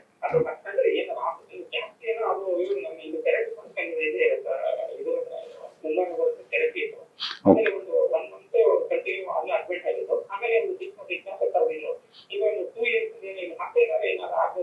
ಅಂದ್ರೆ ಮುಂದೆನ ನಾನು ಪ್ರೆಡಿಕ್ಟ್ ಮಾಡಕ್ಕಾಗಲ್ಲ ರೀ. ನಾನು ನಿಮ್ ತರ ಒಂದು ಮನುಷ್ಯನೇ, ಯಾರಿಗ್ ಬೇಕಾದ್ರೂ ಏನ್ ಬೇಕಾದ್ರೂ ಬರ್ಬೋದು. ಬಟ್ ನಮ್ ಕೈಯಲ್ಲಿ ಏನಿದೆ ಅದ್ರ ಬಗ್ಗೆ ನಾವು ಯೋಚನೆ ಮಾಡ್ಬೇಕಾಗತ್ತೆ. ನಿಮ್ ಕೈಯಲ್ಲಿ ಇರೋದು ಒಂದು ನಿಮ್ ಬಾಡಿ ವೇಟ್, ಇನ್ನೊಂದು ಪೋಸ್ಚರ್, ಇನ್ನೊಂದು ವ್ಯಾಯಾಮ. ಮುಂದೆ ಬೈ ಚಾನ್ಸ್ ಬಂತು ಅಂದ್ರೆ ಬಂದಾಗ ನೋಡ್ಕೊಳ್ಳೋಣ. ಈಗ ಬರ್ಬಹುದಾ, ಅದರಿಂದನೇ ಬರುತ್ತಾ ಅಂತ ಪ್ರೆಡಿಕ್ಟ್ ಮಾಡೋದು ಕಷ್ಟ ಆಗುತ್ತೆ. Okay, thank you. Yes doctor, ಈಗ ನಾವು ಮಾತಾಡ್ತಾ ಇದ್ವಿ ಸಂಧಿವಾತದ ಬಗ್ಗೆ. ಈಗ ಕಾಲುಗಳ ಬೆರಳುಗಳಲ್ಲೂ ಕೂಡ ಅಂದ್ರೆ ಲೈಕ್ ಗಂಟುಗಳಲ್ಲಿ ಪೇನ್ ಬರುತ್ತೆ, ಏನ್ ರೀಸನ್ ಅದು? ರೀಸನ್ಗಳು ಈಗ ನಾರ್ಮಲಿ ನಾವು ಜಾಯಿಂಟ್ ಪೇನ್ಸ್ ಅಂದ್ರೆ ಸ್ಮಾಲ್ ಜಾಯಿಂಟ್ ಪೇನ್ಸ್ ಅಂತ ಹೇಳ್ತೀವಿ, ಅಂದ್ರೆ ಕೈಯಿನ ಬೆರಳುಗಳಾಯ್ತು, ಕಾಲಿನ ಬೆರಳುಗಳಲ್ಲಿ ನೋವು ಬರ್ತಿದ್ರೆ ಒಂದು ಹೆರಿಡಿಟರಿ ಪ್ರೈಮರಿ ಆಸ್ಟಿಯೋಆರ್ಥೈಟಿಸ್ ಅಂತ ಹೇಳ್ತೀವಿ. ಅಂದ್ರೆ ಕೆಲವೊಬ್ಬರಿಗೆ ಜೆನೆಟಿಕಲಿ ಹೆರಿಡಿಟ್ರಿ, ಎಲ್ಲಾರ್ಗು ಈಗ ನಾವು ಕೈ ಬೆರಗಳಲ್ಲೆಲ್ಲ ಗಂಟನ್ನ ಕೆಲವೊಬ್ರು ನೋಡಿರ್ತೀವಿ, ಅದೇ ತರ ಪಾದದ ಜಾಯಿಂಟ್ಗಳು ಆಕ್ಟ್ ಆಗುತ್ತೆ, ಅದಿರ್ಬೋದು. ಕೆಲವೊಂದ್ಸತಿ ಪಾದದ ಜಾಯಿಂಟ್ ಅಂದ್ರೆ ಎಲ್ಲರೂ ಪಾದ ನೋವು ಅಂತ ಹೇಳ್ತಾರೆ, ಸ್ಪೆಸಿಫಿಕಲಿ ಜಾಯಿಂಟ್ ಅಲ್ಲಿ ನೋವಿತ್ತು ಅಂದ್ರೆ ಊತದ ಸಂಧಿವಾತದಿಂದನೂ ಬರ್ಬೋದು, ಈ ರುಮಟೆಡ್ ಆರ್ಥ್ರೈಟಿಸ್ ಅದರಿಂದ ಬರ್ಬೋದು. ಇನ್ನೊಂದು ಪಾದದ ಜಾಯಿಂಟ್ ಗಳಲ್ಲಿ ಊತ ಕಾಮನ್ ಆಗಿ ಕಾಣಿಸ್ಕೊಳ್ಳೋದು ಹೈಪರ್ ಯೂರಿಸಿಮಿಯಾ ಅಂತ ಹೇಳ್ತೀವಿ, ಅಂದ್ರೆ ಯೂರಿಕ್ ಆಸಿಡ್ ಡಿಸಾರ್ಡರ್ಸ್. ಸೊ ಅದು ಕೂಡ there is a genetic basis. Is usually ಈಗ ನಾವು ಏನೋ ಫಂಕ್ಷನ್ ಅಥವಾ ಪಾರ್ಟಿ ತುಂಬಾ ನಾನ್ ವೆಜಿಟೇರಿಯನ್, ಮಟನ್ ಈ ತರ ತಗೊಂಡು, ಬಿಯರ್ ಏನಾದ್ರು ತಗೊಂಡು, ಡಿಹೈಡ್ರೇಷನ್ ಅಂದ್ರೆ ನೀರಿನ ಅಂಶ ಕಮ್ಮಿ ಆದಾಗ ಬಾಡಿಯಲ್ಲಿ ಉತ್ಪತ್ತಿ ಆಗುವಂತಹ ಯೂರಿಕ್ ಆಸಿಡ್ ಜಾಯಿಂಟ್ ಅಲ್ಲಿ ಕುತ್ಕೊಂಡ್ಬಿಟ್ಟು ಇನ್ಫ್ಲಮೇಷನ್ ಅನ್ನ ಇನ್ಸೈಟ್ ಮಾಡುತ್ತೆ. ಸೊ ಅವಾಗ ಅದನ್ನ ಗೌಟಿ ಆರ್ಥ್ರೈಟಿಸ್ ಅಂತ ಕರಿತೀವಿ. ಅದಲ್ಲದೆ ಪೋಸ್ಟ್ ಟ್ರೊಮ್ಯಾಟಿಕ್ ಇರ್ಬೋದು, ಅಂದ್ರೆ ಮೊದಲೇನಾದ್ರು ಬಿದ್ರು, ಮೇಜರ್ ಆಗಿ ಫ್ರಾಕ್ಚರ್ ಆಗಿತ್ತು, ಜಾಯಿಂಟ್ ಅಲ್ಲಿ ಫ್ರಾಕ್ಚರ್ಗಳಾದಾಗ ಪೋಸ್ಟ್ ಟ್ರೊಮ್ಯಾಟಿಕ್ ಆರ್ಥ್ರೈಟಿಸ್ ಅಂತ ಹೇಳ್ತೀವಿ, ಅವುಗಳಿಂದನೂ ಪಾದದ ಊತ ಬರ್ಬೋದು. ಕೆಲವೊಂದ್ ಸತಿ ಪೇಷಂಟ್ಸ್ ಪಾದ ನೋವು ಅಂತ ಹೇಳ್ತಿರ್ತಾರೆ, ಎಷ್ಟೋ ಸತಿ ಸ್ಟ್ರೆಸ್ ಫ್ರಾಕ್ಚರ್ಸ್ ಅಂತ ಹೇಳ್ತೀವಿ, ಅಂದ್ರೆ ಊತದ ಸಂಧಿವಾತ ಇರೋದಿಲ್ಲ, ಜಾಯಿಂಟ್ಸ್ ನಾರ್ಮಲ್ ಆಗಿರುತ್ತೆ. ಅಂದ್ರೆ ಸ್ಟ್ರೆಸ್ ಫ್ರಾಕ್ಚರ್ ಅಂತ ಹೇಳಿದ್ರೆ ನಾವು ಬೀಳ್ಬೇಕಾಗಿಲ್ಲ, ನಮ್ಮ ಬೋನ್ ಕ್ವಾಲಿಟಿ ಪುವರ್ ಆದಾಗ ತುಂಬಾ ಜಾಸ್ತಿ ನಡೆಯಕ್ಕೆ ಶುರು ಮಾಡಿದ್ರು, ಅಥವಾ ಸಡನ್ ಆಗಿ ಒಂದ್ ದಿವಸ ಸಡನ್ ಆಗಿ ಓಡಕ್ ಶುರು ಮಾಡಿದ್ರು, ಜೊತೆಗೆ ವಿಟಮಿನ್ ಡಿ ಇನ್ಸಫಿಷಿಯನ್ಸಿ ಇತ್ತು, ಎಕ್ಸ್ರೇ ಮಾಡಿಸಿದಾಗ ನಾರ್ಮಲ್ ಆಗಿರುತ್ತೆ, ಫ್ರಾಕ್ಚರ್ಸ್ ಆಗ್ತಾ ಇರುತ್ತೆ, ಅವುಗಳಿಗೆ ಸ್ಟ್ರೆಸ್ ಫ್ರಾಕ್ಚರ್, ಇವುಗಳು ಕಾಮನ್ ಕಾರಣಗಳಾಗುತ್ತೆ ಪಾದದಲ್ಲಿ ಜಾಯಿಂಟ್ ಪೇನ್ಸ್ ಬರುತ್ತೆ. ಈ ಯೂರಿಕ್ ಆಸಿಡ್ ಲೆವೆಲ್ ನ ಕಡಿಮೆ ಮಾಡ್ಕೊಳ್ಳೋದು ಯಾವ ತರ? ಯೂರಿಕ್ ಆಸಿಡ್ ಲೆವೆಲ್ ಕಮ್ಮಿ ಮಾಡ್ಕೋಬೇಕು ಅಂತ ಹೇಳಿದ್ರೆ ಒಂದು ಸ್ಟ್ರಾಂಗ್ ಜೆನೆಟಿಕ್ ಬೇಸಿಸ್ ಇರುತ್ತೆ. ಕೆಲವೊಬ್ರು ನೀವು ದಿನಕ್ಕೆ 3 ಸತಿ ನೀವು ನಾನ್ ವೆಜ್ತೀನಿ, ಕೆಲವರು 3 ಸತಿ ಬಿಯರ್ ಕುಡೀರಿ, ಅವ್ರಿಗೆ ಬರೋದಿಲ್ಲ. ಇನ್ನು ಕೆಲವೊಬ್ಬರಿಗೆ ಏನು ತಗೊಳ್ಳಿಲ್ಲ ಅಂದ್ರೂ ಬರುವಂಥ ಸಾಧ್ಯತೆ ಇರುತ್ತೆ. ಒಂದ್ಸತಿ ನಿಮಗೆ ಯೂರಿಕ್ ಆಸಿಡ್ ಡಿಸಾರ್ಡರ್ಸ್ ಇದಾಯ್ತು ಅಂದ್ರೆ 5 ಪ್ರಾಂಗ್ಡ್ ಅಪ್ರೋಚ್ ಅಂತ ಹೇಳ್ತೀವಿ. ಒಂದು ಮೋಸ್ಟ್ ಇಂಪಾರ್ಟೆಂಟ್ ಅದರಲ್ಲಿ ನಮಗೆ ಡಯಟ್ ಅಲ್ಲಿ ಯೂಶುವಲಿ ರೆಡ್ ಮೀಟ್ ಅಂತ ಹೇಳ್ತೀವಿ, ಅಂದ್ರೆ ಮಟನ್ ಇರ್ಬೋದು, ಬೀಫ್ ಇರ್ಬೋದು, ಪೋರ್ಕ್ ಇರ್ಬೋದು, ಇವುಗಳನ್ನ ಆದಷ್ಟು ಕಮ್ಮಿ ಮಾಡ್ಕೋಬೇಕಾಗುತ್ತೆ. ಮತ್ತೆ ಆಲ್ಕೋಹಾಲ್ ಕಂಟೆಂಟ್ ಅನ್ನ ಎಷ್ಟು ಕಮ್ಮಿ ಮಾಡ್ಕೋತಿರೋ ಅಷ್ಟು ಒಳ್ಳೇದು, ಅಥವಾ ಬಿಟ್ಬಿಟ್ರೆ ಇನ್ನೂ ತುಂಬಾ ಒಳ್ಳೇದು. ಎಸ್ಪೆಷಲಿ ಆಲ್ಕೋಹಾಲ್ಗಳಲ್ಲಿ ಬಿಯರ್ದೇನಿದೆ ಅದರದ್ದು ಜಾಸ್ತಿ ಪ್ರೊಪೆನ್ಸಿಟಿ ಇರುತ್ತೆ.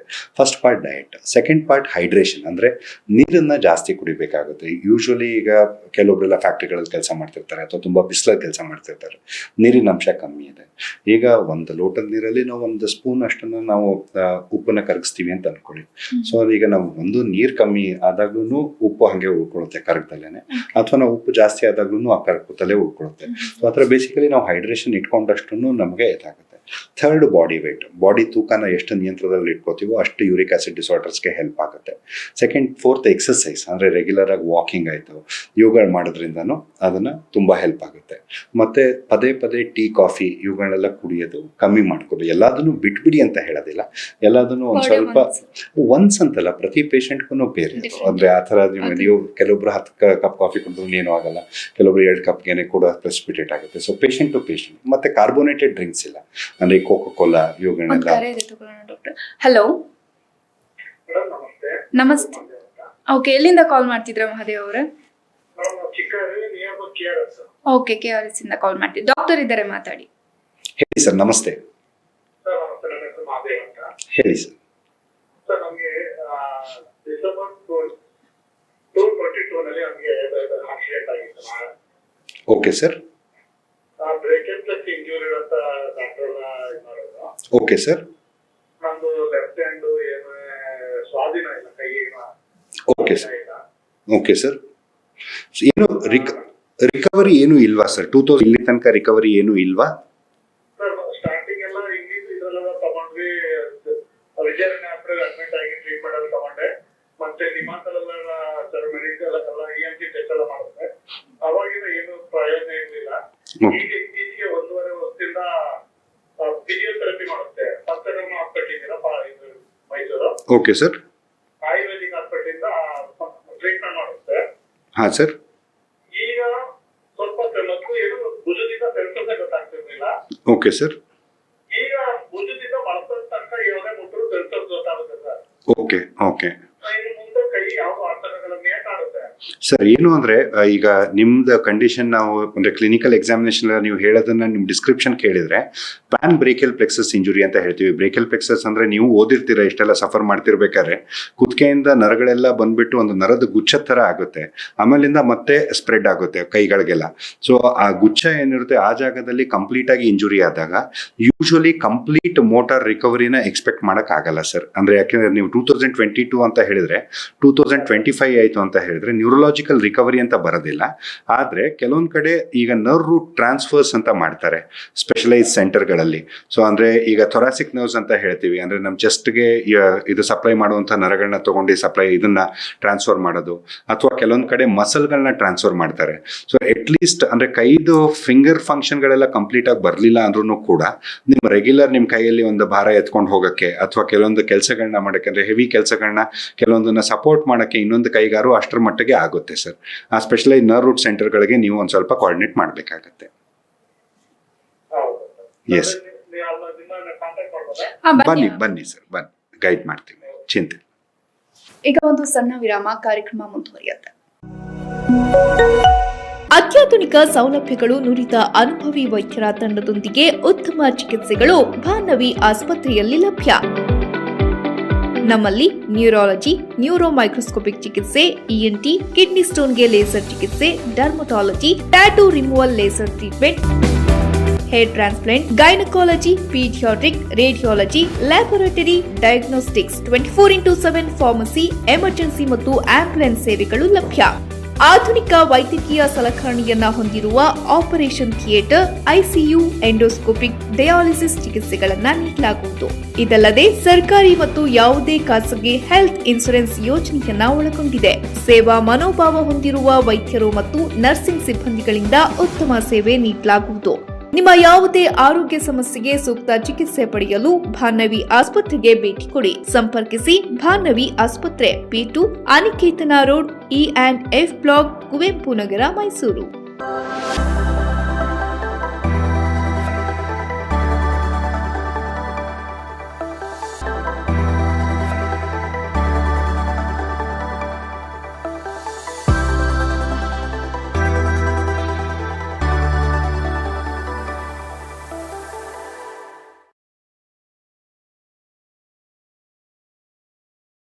ಎಸ್, ಕಾರ್ಯಕ್ರಮಕ್ಕೆ ಮತ್ತೊಮ್ಮೆ ಸ್ವಾಗತ ವೀಕ್ಷಕರೇ. ಡಾಕ್ಟರ್, ಈಗಷ್ಟೇ ಲಾಸ್ಟ್ ಮಾತಾಡ್ತಾ ಇದ್ವಿ, like uric acid. Like uric acid ನಾವು ಈಗ non vegetarians meat, red meat ಈ ತರ ತಗೊಂಡು, ಬಟ್ ವೆಜಿಟೇರಿಯನ್ಸ್ಗೂ ಕೂಡ ಬರುತ್ತೆ, ತುಂಬಾ ರೇರ್. ಯೂಶಲಿ ಲೇಡೀಸ್ ಅಲ್ಲಿ ನಾವು ಯೂರಿಕ್ ಆಸಿಡ್ ಡಿಸಾರ್ಡರ್ಸ್ ಅಷ್ಟು ನೋಡಲ್ಲ. ಎಲ್ಲಿ ತನಕ ಮೆನ್ಸ್ಟ್ರೇಟಿಂಗ್ ಏಜ್ ಗ್ರೂಪ್ ಅಲ್ಲಿ ಇರ್ತಾರೋ ಅಲ್ಲಿ ತನಕ ಯೂರಿಕ್ ಆಸಿಡ್ ಡಿಸಾರ್ಡರ್ಸ್ ನಾವು ಲೇಡೀಸ್ ಅಲ್ಲಿ ನೋಡೋಲ್ಲ, ತುಂಬಾ ರೇರ್. ಬಟ್ ವೆಜಿಟೇರಿಯನ್ಸ್ ಅಲ್ಲಿ ಯೂಶಲಿ ನಾವು ನೋಡೋದು ಅವರೆಕಾಳು ಸೀಸನ್, ಬಟಾಣಿ ಕಾಳು ಸೀಸನ್, ಅಥವಾ ಹಲಸಿನ ಹಣ್ಣಿನ ಸೀಸನ್. ಅಂದ್ರೆ ಹಲಸಿನ ಹಣ್ಣಿಂದ ಬರಲ್ಲ, ಈ ಬೀಜದಿಂದ ಸಾಂಬಾರು, ಬೀಜದಿಂದ ಡೈಲಿ ಅದೇ. ಈಗ ಅವರೆಕಾಳು ಸೀಸನ್ ಬಂತಂದ್ರೆ ಬೆಳಗ್ಗೆ ಮಧ್ಯಾಹ್ನ ರಾತ್ರಿ ಅದೇ ಪಲ್ಯ, ಅದೇ ಸಾಂಬಾರು ಮಾಡಿದಾಗ ಸೊ ಕೆಲವೊಂದ್ಸತಿ ಈ ಸೀಸನ್ ಗಳಲ್ಲಿ ನಾವು ನೋಡ್ತೀವಿ, ಅಥವಾ ಸ್ಟ್ರಾಂಗ್ ಜೆನೆಟಿಕ್ ಪ್ರಿಪಾಂಡ್ರೆನ್ಸ್ ಇರ್ಬೇಕಾದ್ರೆ ನೋಡ್ತೀವಿ. ಅದರ್ವೈಸ್ ನಾರ್ಮಲಿ ನಾನ್ ವೆಜಿಟೇರಿಯನ್ಸ್ ಅಲ್ಲಿ ಒಂದ್ ಸ್ವಲ್ಪ ಮಟ್ಟಿಗೆ ಜಾಸ್ತಿ. ಈಗ ಕೆಲವೊಬ್ರು ವಾಕ್ ಮಾಡ್ತಾ ಇರ್ತಾರೆ, ವಾಕ್ ಮಾಡ್ಬೇಕಾದ್ರೆ ಏನ್ ಮಾಡ್ತಾರೆ, ಎರಡೂ ಕಾಲಲ್ಲೂ ಲೈಕ್ ನಾರ್ಮಲ್ ಇರುತ್ತೆ, ಬಟ್ ಒಂದು ಕಾಲೇನಿರುತ್ತೆ ಅದು ಒಂದು ಪೋರ್ಷನ್ ಮಾತ್ರ, ಲೈಕ್ ಪಾದ ಏನಿರುತ್ತೆ ಅದ್ ಮಾತ್ರ ನಾವು ವಾಕ್ ಮಾಡಿದಾಗಷ್ಟೇ ತುಂಬಾ ಪ್ರೆಷರ್ ಕೊಟ್ರೆ ನೋವಾಗುತ್ತೆ, ನನಗೆ ನಿಲ್ಲಿಕ್ಕಾಗಲ್ಲ, ಮಾಡ್ಲಿಕ್ಕಾಗಲ್ಲ, ವಾಕ್ ಮಾಡ್ಲಿಕ್ಕಾಗಲ್ಲ ಅಂತ ಒಂದು ರೀಸನ್ಸ್ ಹೇಳ್ತಾ ಇರ್ತಾರೆ. ಏನು ರೀಸನ್? ಅಂದ್ರೆ ತುಂಬಾ ಜನರಲ್ ಕ್ವಶನ್ ಆಯ್ತು. ಸ್ಪೆಸಿಫಿಕ್ ರೀಸನ್ ಅಂತ ಪಿನ್ ಪಾಯಿಂಟ್ ಮಾಡಕ್ ಆಗಲ್ಲ, ಕ್ಲಿನಿಕಲಿ ಎಕ್ಸಾಮಿನ್ ಮಾಡ್ಬೇಕಾಗುತ್ತೆ. ಪಾದದಲ್ಲಿ ನೋವು ಅಂದ್ರೆ ಯೂಶಲಿ ನಾವು ಪ್ಲಾಂಟರ್ ಫೇಶಿಯೈಟಿಸ್ ಇರ್ಬೋದು, ಅಥವಾ ಹೇಳಿದಾಗ ಸ್ಟ್ರೆಸ್ ಫ್ರಾಕ್ಚರ್ಸ್ ಇರ್ಬೋದು, ಅಥವಾ ಈ ಕಲ್ಲೊತ್ತು ಅಂತ ಏನ್ ಹೇಳ್ತಾರೆ ಅದಿರ್ಬೋದು. ಸೊ ಕ್ಲಿನಿಕಲಿ ನೋಡ್ದಲ್ಲೇ ಕಾಮೆಂಟ್ ಮಾಡೋದು ಕಷ್ಟ ಆಗುತ್ತೆ. ಓಕೆ, ಅಂದ್ರೆ ಏನೇ ಆದ್ರೂ ಟೆಸ್ಟ್ ಮಾಡಿನೇ ಅವ್ರಿಗೆ ಏನು ಕ್ಲಿನಿಕಲಿ ನೋಡ್ಬೇಕಾಗುತ್ತೆ ಪೇಷಂಟ್ ಅನ್ನ. ಆತರ ಪಾದ ನೋವು ಒಂದು ಸಿಂಪ್ಟಮ್ ಅಷ್ಟೇ.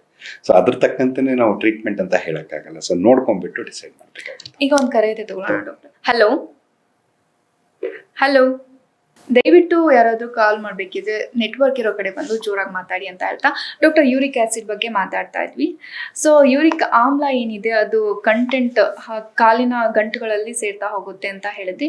ಬರೀ ಕಾಲಲ್ಲಿ ಮಾತ್ರ ಅಥವಾ ಕೈ ಬೆರಳು ಗಂಟುಗಳಲ್ಲಿ? ಅಂದ್ರೆ ಜನರಲೈಸ್ಡ್ ಹೈಪರ್ ಯೂರಿಸಿಮಿಯಾ ಇದ್ದಾಗ ಯಾವ ಜಾಯಿಂಟ್ ಅನ್ನ ಬೇಕಾದ್ರೂ ಎಫೆಕ್ಟ್ ಮಾಡ್ಬೋದು. ಕಾಲಿನ ಜಾಯಿಂಟ್ ಗಳಲ್ಲಿ ಕಾಮನ್ ಆಗಿ ನೋಡ್ತೀವಿ. ಮೋಸ್ಟ್ ಕಾಮನ್ ಆಗಿ ನೋಡೋದು ಫಸ್ಟ್ ಮೆಟಟಾರ್ಸಲ್ ಜಾಯಿಂಟ್ ಅಂತ ಹೇಳ್ತೀವಿ, ಅಂದ್ರೆ ಪಾದದಲ್ಲಿ. ಆಂಕಲ್ ಜಾಯಿಂಟ್ ಇರ್ಬೋದು, ನೀ ಜಾಯಿಂಟ್ ಇರ್ಬೋದು. ಹಿಪ್ ಜಾಯಿಂಟ್ ಅಲ್ಲೂ ಕ್ವೈಟ್ ರೇರ್. ಕೈಯಲ್ಲಿ ಬರದೇ ಇಲ್ಲ ಅಂತ ಹೇಳೋದಿಲ್ಲ, ಬರುತ್ತೆ, ಬಟ್ ತುಂಬಾ ರೇರ್ ಅಂತ ಹೇಳಿದ್ರೆ. ಈಗ ಡಾಕ್ಟರ್, ಈಗ ಸರ್ಜರಿ ಅಂತ ಬಂದಾಗ ಈಗ ಡಯಾಬಿಟಿಕ್ ಪೇಷಂಟ್ಸ್ಗಳಿರ್ತಾರೆ, ಸಕ್ಕರೆ ಕಾಯಿಲೆಯಿಂದ ಬಳಲ್ತಾ ಇರ್ತಾರೆ. ಈಗ ಸಕ್ಕರೆ ಕಾಯಿಲೆಯಿಂದ ಬಳಲ್ತಾ ಇರೋರಿಗೆ ಶಸ್ತ್ರಚಿಕಿತ್ಸೆ ಮಾಡದೆ ತುಂಬಾ ಹೀಲ್ ಆಗ್ಲಿಕ್ಕೆ ಟೈಮ್ ತಗೊಳುತ್ತೆ ಅಂತ ಹೇಳ್ತಾರೆ. ಅಂತವ್ರು ಕೂಡ ಈ ಒಂದು ಸರ್ಜರಿನ ಮಾಡಿಸ್ಕೋಬಹುದಾ ಮಂಡಿ ನೋವಿಂದ? ಏನಾಗುತ್ತೆ ಅಂತ ಹೇಳಿದ್ರೆ, India is a diabetic capital. ನಮಗೆ ಈಗ ನಮ್ಮ ವರ್ಲ್ಡ್ ಅಲ್ಲಿ ನಂಬರ್ 1 ನಾವು. So sugar is not an diabetic patient, diabetes in itself is not a contraindication. ಅಂದರೆ ಶುಗರ್ ಇದೆ ಸರ್ಜರಿ ಮಾಡಬಿಡೋದು ಅನ್ನೋದಂತೂ ಸುಳ್ಳು. ಸೊ ಡಯಾಬಿಟಿಕ್ ಕಾಂಡ್ರೋಪತಿ ಅಂತ ಹೇಳ್ತೀವಿ, ಡಯಾಬಿಟಿಕ್ ಆಸ್ಟಿಯೋಪತಿ ಅಂತ ಹೇಳ್ತೀವಿ. ಇನ್ಫ್ಯಾಕ್ಟ್ ಡಯಾಬಿಟೀಸು ಕೂಡ ಒನ್ ಆಫ್ ದ ಕಾರಣಗಳು ಮಂಡಿ ಬೇಗ ಸವಿಯಕ್ಕೆ. ಸೊ ಆ ಥರ ಸೌದಾದ್ಮೇಲಿಂದ ಸರ್ಜರಿ ಮಾಡಿಸ್ಕೋಬೇಕು ಅಂದರೆ ನಿಯಂತ್ರಣದಲ್ಲಿರಬೇಕು ನಮಗೆ. ಶುಗರ್ ಪೇಷಂಟ್ ಬಂತು, ಬಿ ಪಿ ಪೇಷಂಟ್ ಬಂತು, ಸರ್ಜರಿ ಮಾಡಬೇಡದು ಅನ್ನೋಂಥದ್ದಲ್ಲ. HbA1c ಅಂತ ಹೇಳ್ತೀವಿ, ಅಂದರೆ ಲಾಸ್ಟ್ 3 ತಿಂಗಳಿಂದ ಕಂಟ್ರೋಲ್ ತೋರಿಸುತ್ತೆ. ಅದೊಂದು ಗ್ಲೈಕಾಸಿಲೇಟೆಡ್ ಹಿಮೋಗ್ಲೋಬಿನ್ ಅಂತ. ಅದು ನಿಮಗೆ ಯೂಶ್ವಲಿ 8 ಕೆಳಗಡೆ ಇದ್ದಷ್ಟು ಒಳ್ಳೆಯದು. Stretchable up to 9. ಈಗ 9 ಮೇಲ್ಗಡೆ ಇತ್ತಂತೂ ಸರ್ಜರಿ ನೀವು ಕಂಟ್ರೋಲ್ ಮಾಡ್ಕೊಂಡು ಬನ್ನಿ ಅಂತ ಹೇಳ್ತೀವಿ. ಸೊ ಅದನ್ನು ಕಂಟ್ರೋಲಲ್ಲಿ ಮಾಡಿಬಿಟ್ಟು, ಕಂಟ್ರೋಲಿಗೆ ತೊಗೊಂಡ್ಬಿಟ್ಟು, ನಿಯಂತ್ರಣದಲ್ಲಿ ತೊಗೊಂಡ್ಬಿಟ್ಟು ಸರ್ಜರಿ ಮಾಡಿದಷ್ಟು ಇನ್ಫೆಕ್ಷನ್ ರಿಸ್ಕು ಕಮ್ಮಿ ಆಗುತ್ತೆ. ಇವಾಗ ಒಂದು ಕರೆ ಇದೆ doctor. Hello hello hello sir, ನಮಸ್ತೆ. ಎಲ್ಲಿಂದ ಕಾಲ್ ಮಾಡ್ತಾ ಇದ್ದೀರಾ? ಹುಬ್ಳಿಯಿಂದ ಮಾತಾಡ್ತೀರಾ ಸರ್. ನಿಮ್ಮ ಹೆಸರು? ಓಕೆ, ಡಾಕ್ಟರ್ ಇದ್ದಾರೆ, ಮಾತಾಡಿ ಸರ್. ಹೇಳಿ ಸರ್. ನಮಸ್ತೆ ಸರ್. ಓಕೆ.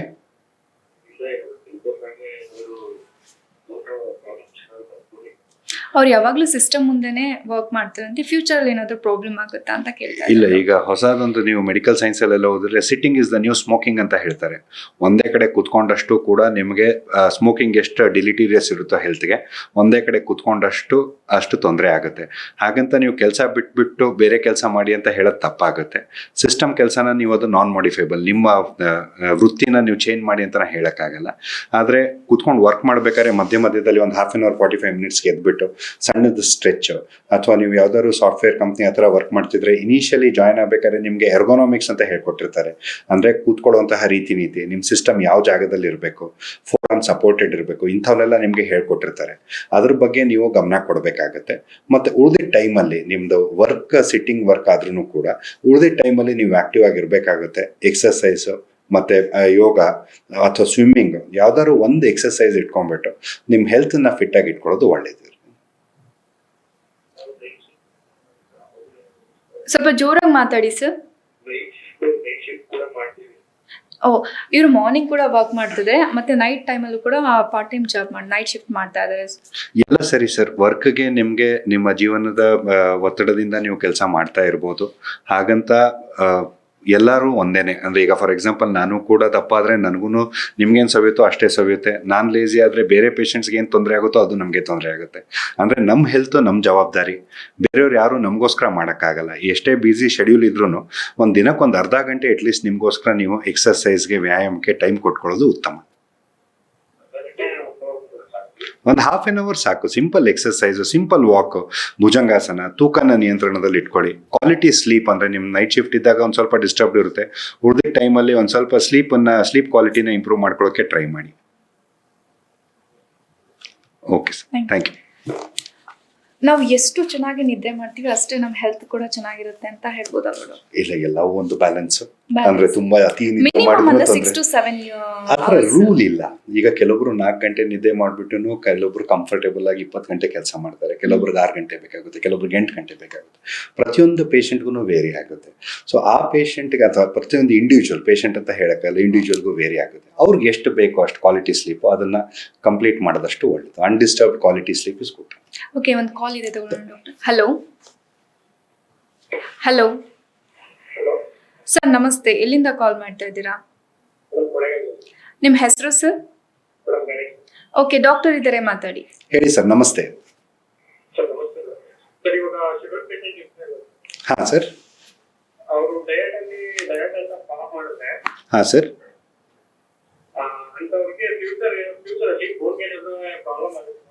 ಇಲ್ಲ ಸರ್, ಏನು ಅಂತ ಹೇಳಿದ್ರೆ ಶುಗರ್ ಅನ್ನೋಂಥದ್ದು ಏನಿದೆ ಅದು ಬರೋದು ನಿಮ್ಮ ರೆಸ್ಪಾನ್ಸಿಬಿಲಿಟಿ ಅಲ್ಲ. ಅಂದರೆ ಅದು ಜೆನೆಟಿಕ್ ಕಾಂಪೊನೆಂಟ್. ಅದು ಒಂದ್ಸತಿ ಬರೋದು ನಿಮ್ಮ ತಪ್ಪಲ್ಲ. ಒಂದ್ಸತಿ ಬಂದ ಮೇಲಿಂದ ಕಂಟ್ರೋಲಲ್ಲಿ ಇಟ್ಕೊಳ್ಳೋದು ನಿಮ್ಮ ಜವಾಬ್ದಾರಿ ಅದು. ಸೊ ಡಯಾಬಿಟಿಸ್ ಪ್ರತಿಯೊಂದು ಕೂದಲಿಂದ ಇಟ್ಕೊಂಡು ಪ್ರತಿ ಕಾಲು ಉಗುರು ತನಕನೂ ಪ್ರತಿಯೊಂದು ಹೆಲ್ತ್ ಸಿಸ್ಟಮ್ನೂ ಅಂದರೆ ಇನ್ವಾಲ್ವ್ ಮಾಡುತ್ತೆ ಹೋಗ್ತಾ. ಬಟ್ ನಾವು ಮೊದಲಿಂದ ಕರೆಕ್ಟಾಗಿ ನಿಯಂತ್ರಣದಲ್ಲಿ ಇಟ್ಕೊಂಡು ಡಯಟು, ಎಕ್ಸಸೈಸು ಅಥವಾ ಮೆಡಿಕೇಶನ್ಸ್ ನಿಮ್ಮ ವೈದ್ಯರು ಏನು ಹೇಳಿರ್ತಾರೆ ಅದನ್ನ ತಗೊಳ್ಳೋದ್ರಿಂದ ಡ್ಯಾಮೇಜನ್ನ ನಾವು ಲಿಮಿಟ್ ಮಾಡ್ಬೋದು. Thank you doctor. PRP stem cells ಇಂದ ಸರ್ಜರಿನ ತಡೆಗಟ್ಟಬಹುದಾ? ಇಲ್ಲ, ಅಂದ್ರೆ ಏನು ಅಲ್ಲ, ಆ ಥರ ಅಲ್ಲ. ಅಂದ್ರೆ ಏನು ಅರ್ಥ ಮಾಡ್ಕೋಬೇಕು ಅಂತ ಹೇಳಿದ್ರೆ ಫಸ್ಟ್ 3 ಸ್ಟೇಜಸ್ ತನಕ PRP ಅಥವಾ ನಾವು ಸ್ಟೆಮ್ ಸೆಲ್ಸ್ ಅಂತ ಏನು ಹೇಳ್ತೀವಿ, ರೀಜನರೇಟಿವ್ ಮೆಡಿಸಿನ್ಸ್ ಅಥವಾ ಆರ್ಥೋಬಯಾಲಜಿಕ್ಸ್ ಅಂತ ಹೇಳ್ತೀವಿ, ಅದಕ್ಕೂ ಕೂಡ ಅದರದೇ ಆದಂತಹ ಲಿಮಿಟೇಷನ್ ಇದೆ. ಇನಿಷಿಯಲಿ ಸ್ಟೇಜಸ್ ಅಲ್ಲಿ ಇರ್ಬೇಕಾದ್ರೆ ಜಸ್ಟ್ ಒಂದು ಸ್ವಲ್ಪ ಸೌದೋಗಿರೋದು ಕಮ್ಮಿ ಇರ್ಬೇಕಾದ್ರೆ ನಾವು PRP ಕೊಟ್ಟಾಗ ಅಥವಾ ಅಡಿಪೋಸ್ ಟಿಶ್ಯೂ ಸ್ಟೆಮ್ ಸೆಲ್ಸ್ ಅಂತ ಹೇಳ್ತೀವಿ ಅದನ್ನ ಕೊಟ್ಟಾಗ ಅದು ಮಂಡಿ ಸವಿಯೋಕೆನ ಮುಂದೂಡುತ್ತೆ, ಅಂದ್ರೆ ಕಮ್ಮಿ ಆಗುತ್ತೆ. ಬಟ್ ಒಂದ್ಸತಿ ಮೆಕ್ಯಾನಿಕಲ್ ಇಂಬ್ಯಾಲೆನ್ಸ್ ಅಂತ ಹೇಳ್ತೀವಿ, ಕೆಲವೊಂದ್ಸತಿ ಸೊಟ್ಟ ಆಗ್ಬಿಟ್ಟಿರುತ್ತೆ, ಮಂಡಿ ಫುಲ್ ಸೊಟ್ಟ ಆಗಿ, ಅಂದ್ರೆ ಸ್ಟ್ರೇಟ್ ಆಗು ಅಂದ್ರೆ ಈ ಪ್ಲೇನಲ್ಲೂ ಸೊಟ್ಟ ಆಗಿರುತ್ತೆ, ಈ ತರಾನು ಸೊಟ್ಟ ಆಗಿರುತ್ತೆ. ಅಷ್ಟೆಲ್ಲ ಸೊಟ್ಟ ಆಗ್ಬಿಟ್ಟು ನಿಮಗೆ PRP ಇಂದ ಅಥವಾ ಸ್ಟೆಮ್ ಸೆಲ್ ಇಂದ ನಾವು ಕಂಪ್ಲೀಟ್ ಆಗಿ ಸರಿ ಮಾಡ್ತೀವಿ ಅಂತ ಯಾರೇ ಹೇಳಿದ್ರು, ನಾನೇ ಹೇಳಿದ್ರು ಸುಳ್ಳು, ನಂಬೇಡಿ. ನಿಮ್ಮ ಬಳಿ ಪೇಷಂಟ್ಸ್ಗಳು ಬಂದಿರ್ಬೋದು, ಸರ್ ನನ್ನ ಸರ್ಜರಿ ಆಯಿತು, ಇವನ್ ಮೆಡಿಸಿನ್ಸ್ ಕೂಡ ನಾನು ತಗೊಳ್ತಾ ಇದ್ದೀನಿ, ಆದ್ರೂ ಕೂಡ ಮಂಡಿ ನೋವು ಕಮ್ಮಿ ಆಗ್ತಾ ಇಲ್ಲ ಅಂತ ಹೇಳಿರ್ಬೋದು. ಸೊ ಅಂಥವ್ರಿಗೆ ಅಂದ್ರೆ ಸರ್ಜರಿ ಆದ್ಮೇಲಿಂದ ಕಮ್ಮಿ ಆಗ್ತಿಲ್ಲ ಅಂತ? ಸರ್ಜರಿ ಇನ್ನೂ ಆಗಿರಲ್ಲ, ಮೆಡಿಸಿನ್ಸ್ ತಗೊಳ್ತಾ ಇದ್ದೀವಿ, ಆದ್ರೂ ಕೂಡ ನಾವು ಕಡಿಮೆ ಆಗ್ತಾ ಇಲ್ಲ. ಏನ್ ಅರ್ಥ ಮಾಡ್ಕೋಬೇಕು ಅಂದ್ರೆ degeneration is a continuous process. ಮತ್ತೆ ಮೆಡಿಸಿನ್ ಇಂದ ಕಂಟಿನ್ಯೂಸ್ ಆಗಿ ಕಮ್ಮಿ ಆಗುತ್ತೆ ಅಂತ ಹೇಳೋದು ಸುಳ್ಳು. ನೀವು ತಿಂಗಳಾನ್ಗಟ್ಲೆ ವರ್ಷಾನ್ಗಟ್ಲೆ ಮೆಡಿಸಿನ್ ತಗೊಂಡ್ರು ತುಂಬಾ ಜಾಸ್ತಿ ಉಪಯೋಗಕ್ಕೆ ಇರೋದಿಲ್ಲ.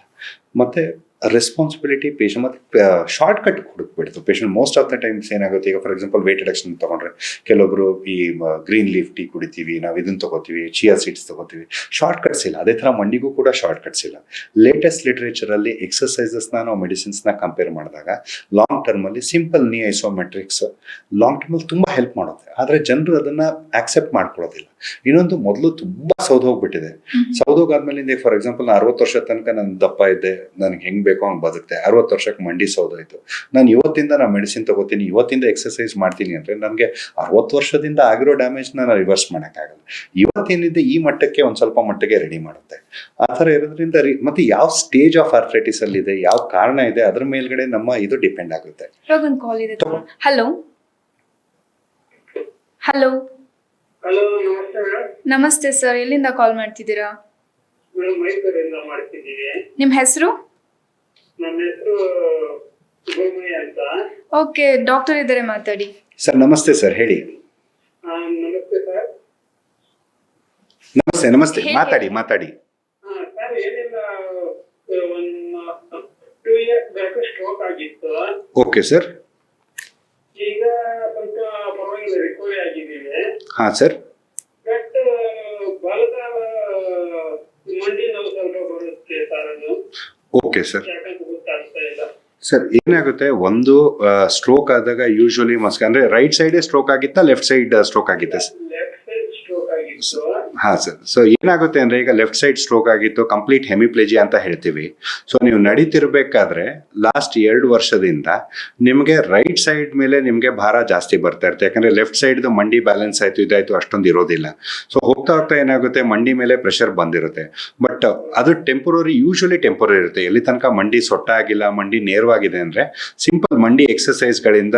ಈಗ ಲೆಫ್ಟ್ ಸೈಡ್ಗೆ ಏನ್ ನಿಮ್ಗೆ ಫಿಸಿಯೋಥೆರಪಿಸ್ಟ್ ನ ನೀವೇನ್ ನೋಡ್ತಿದ್ದೀರೋ ರಿಹ್ಯಾಬಿಲಿಟೇಷನ್ ಇದಕ್ಕೆ, ಸೊ ಅವ್ರ ಹತ್ರನೇ ಕೇಳಿದ್ರೆ ಮಂಡಿಗೂ ಕೂಡ ಕೆಲವೊಂದು ಎಕ್ಸರ್ಸೈಸ್ ಗಳನ್ನ ಹೇಳ್ಕೊಡ್ತಾರೆ. ರೆಗ್ಯುಲರ್ ಆಗಿ ಆ ಎಕ್ಸರ್ಸೈಸ್ ಗಳನ್ನ ಮಾಡಕ್ ಶುರು ಮಾಡಿ. ಮತ್ತೆ ಕೆಳಗಡೆ ಕೂತ್ಕೊಳ್ಳೋದು, ಚಕಂಪಕ್ಕಳ ಹಾಕೊಂಡು ಕೂತ್ಕೊಳ್ಳೋದನ್ನ ಸ್ವಲ್ಪ ದಿವಸ ಬಿಟ್ಬಿಡಿ. ಮೆಟ್ಲು ಹತ್ತಿ ಇಳಿಯೋದು ಎಷ್ಟು ಕಮ್ಮಿ ಆಗುತ್ತೋ ಅಷ್ಟು ಕಮ್ಮಿ ಮಾಡಿ.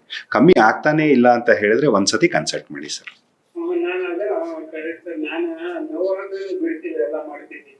ಹಾ ಸರ್. ಹಾ ಸರ್, ಸ್ವಲ್ಪ ದಿವಸ ಅವಾಯ್ಡ್ ಮಾಡಿ, ವ್ಯಾಯಾಮದ ಕಡೆ ಗಮನ ಕೊಡಿ, ಐಸ್ ಪ್ಯಾಕ್ಸ್ ಕೊಡಿ. ಯಾವ್ದಾದ್ರು ಹತ್ರದಲ್ಲಿ ನಿಮ್ಗೆ ಡಾಕ್ಟರ್ ಯಾರು ಪರಿಚಯ ಇದ್ರೆ ಒಂದ್ಸತಿ ಕನ್ಸಲ್ಟ್ ಮಾಡಿ. ನಿಮ್ ಫಿಸಿಷಿಯನ್ ಯಾರಿದ್ದಾರೆ ಅವ್ರು ನಿಮ್ಮನ್ನ ಸ್ಟ್ರೋಕ್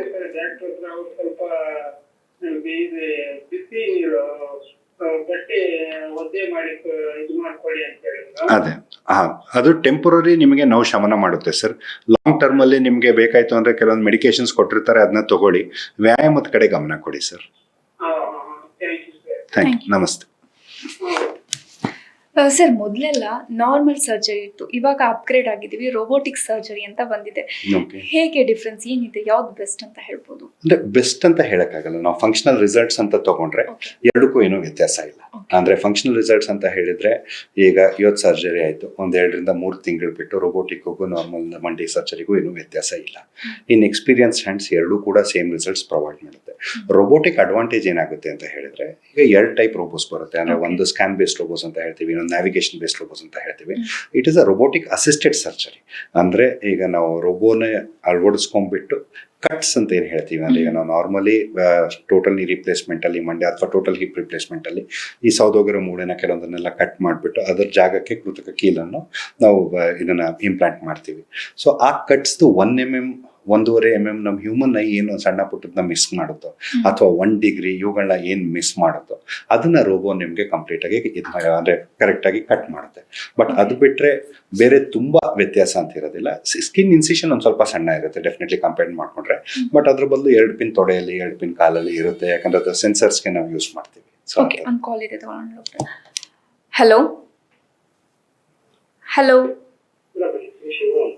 ಹೇಳಿ ಶಿವ ಅವರೇ, ಡಾಕ್ಟರ್ ಇದ್ದಾರೆ, ಮಾತಾಡಿ. ನಮಸ್ತೆ ಸರ್. ನಮಸ್ತೆ, ಹೇಳಿ ಸರ್. ಹಾ ಸರ್.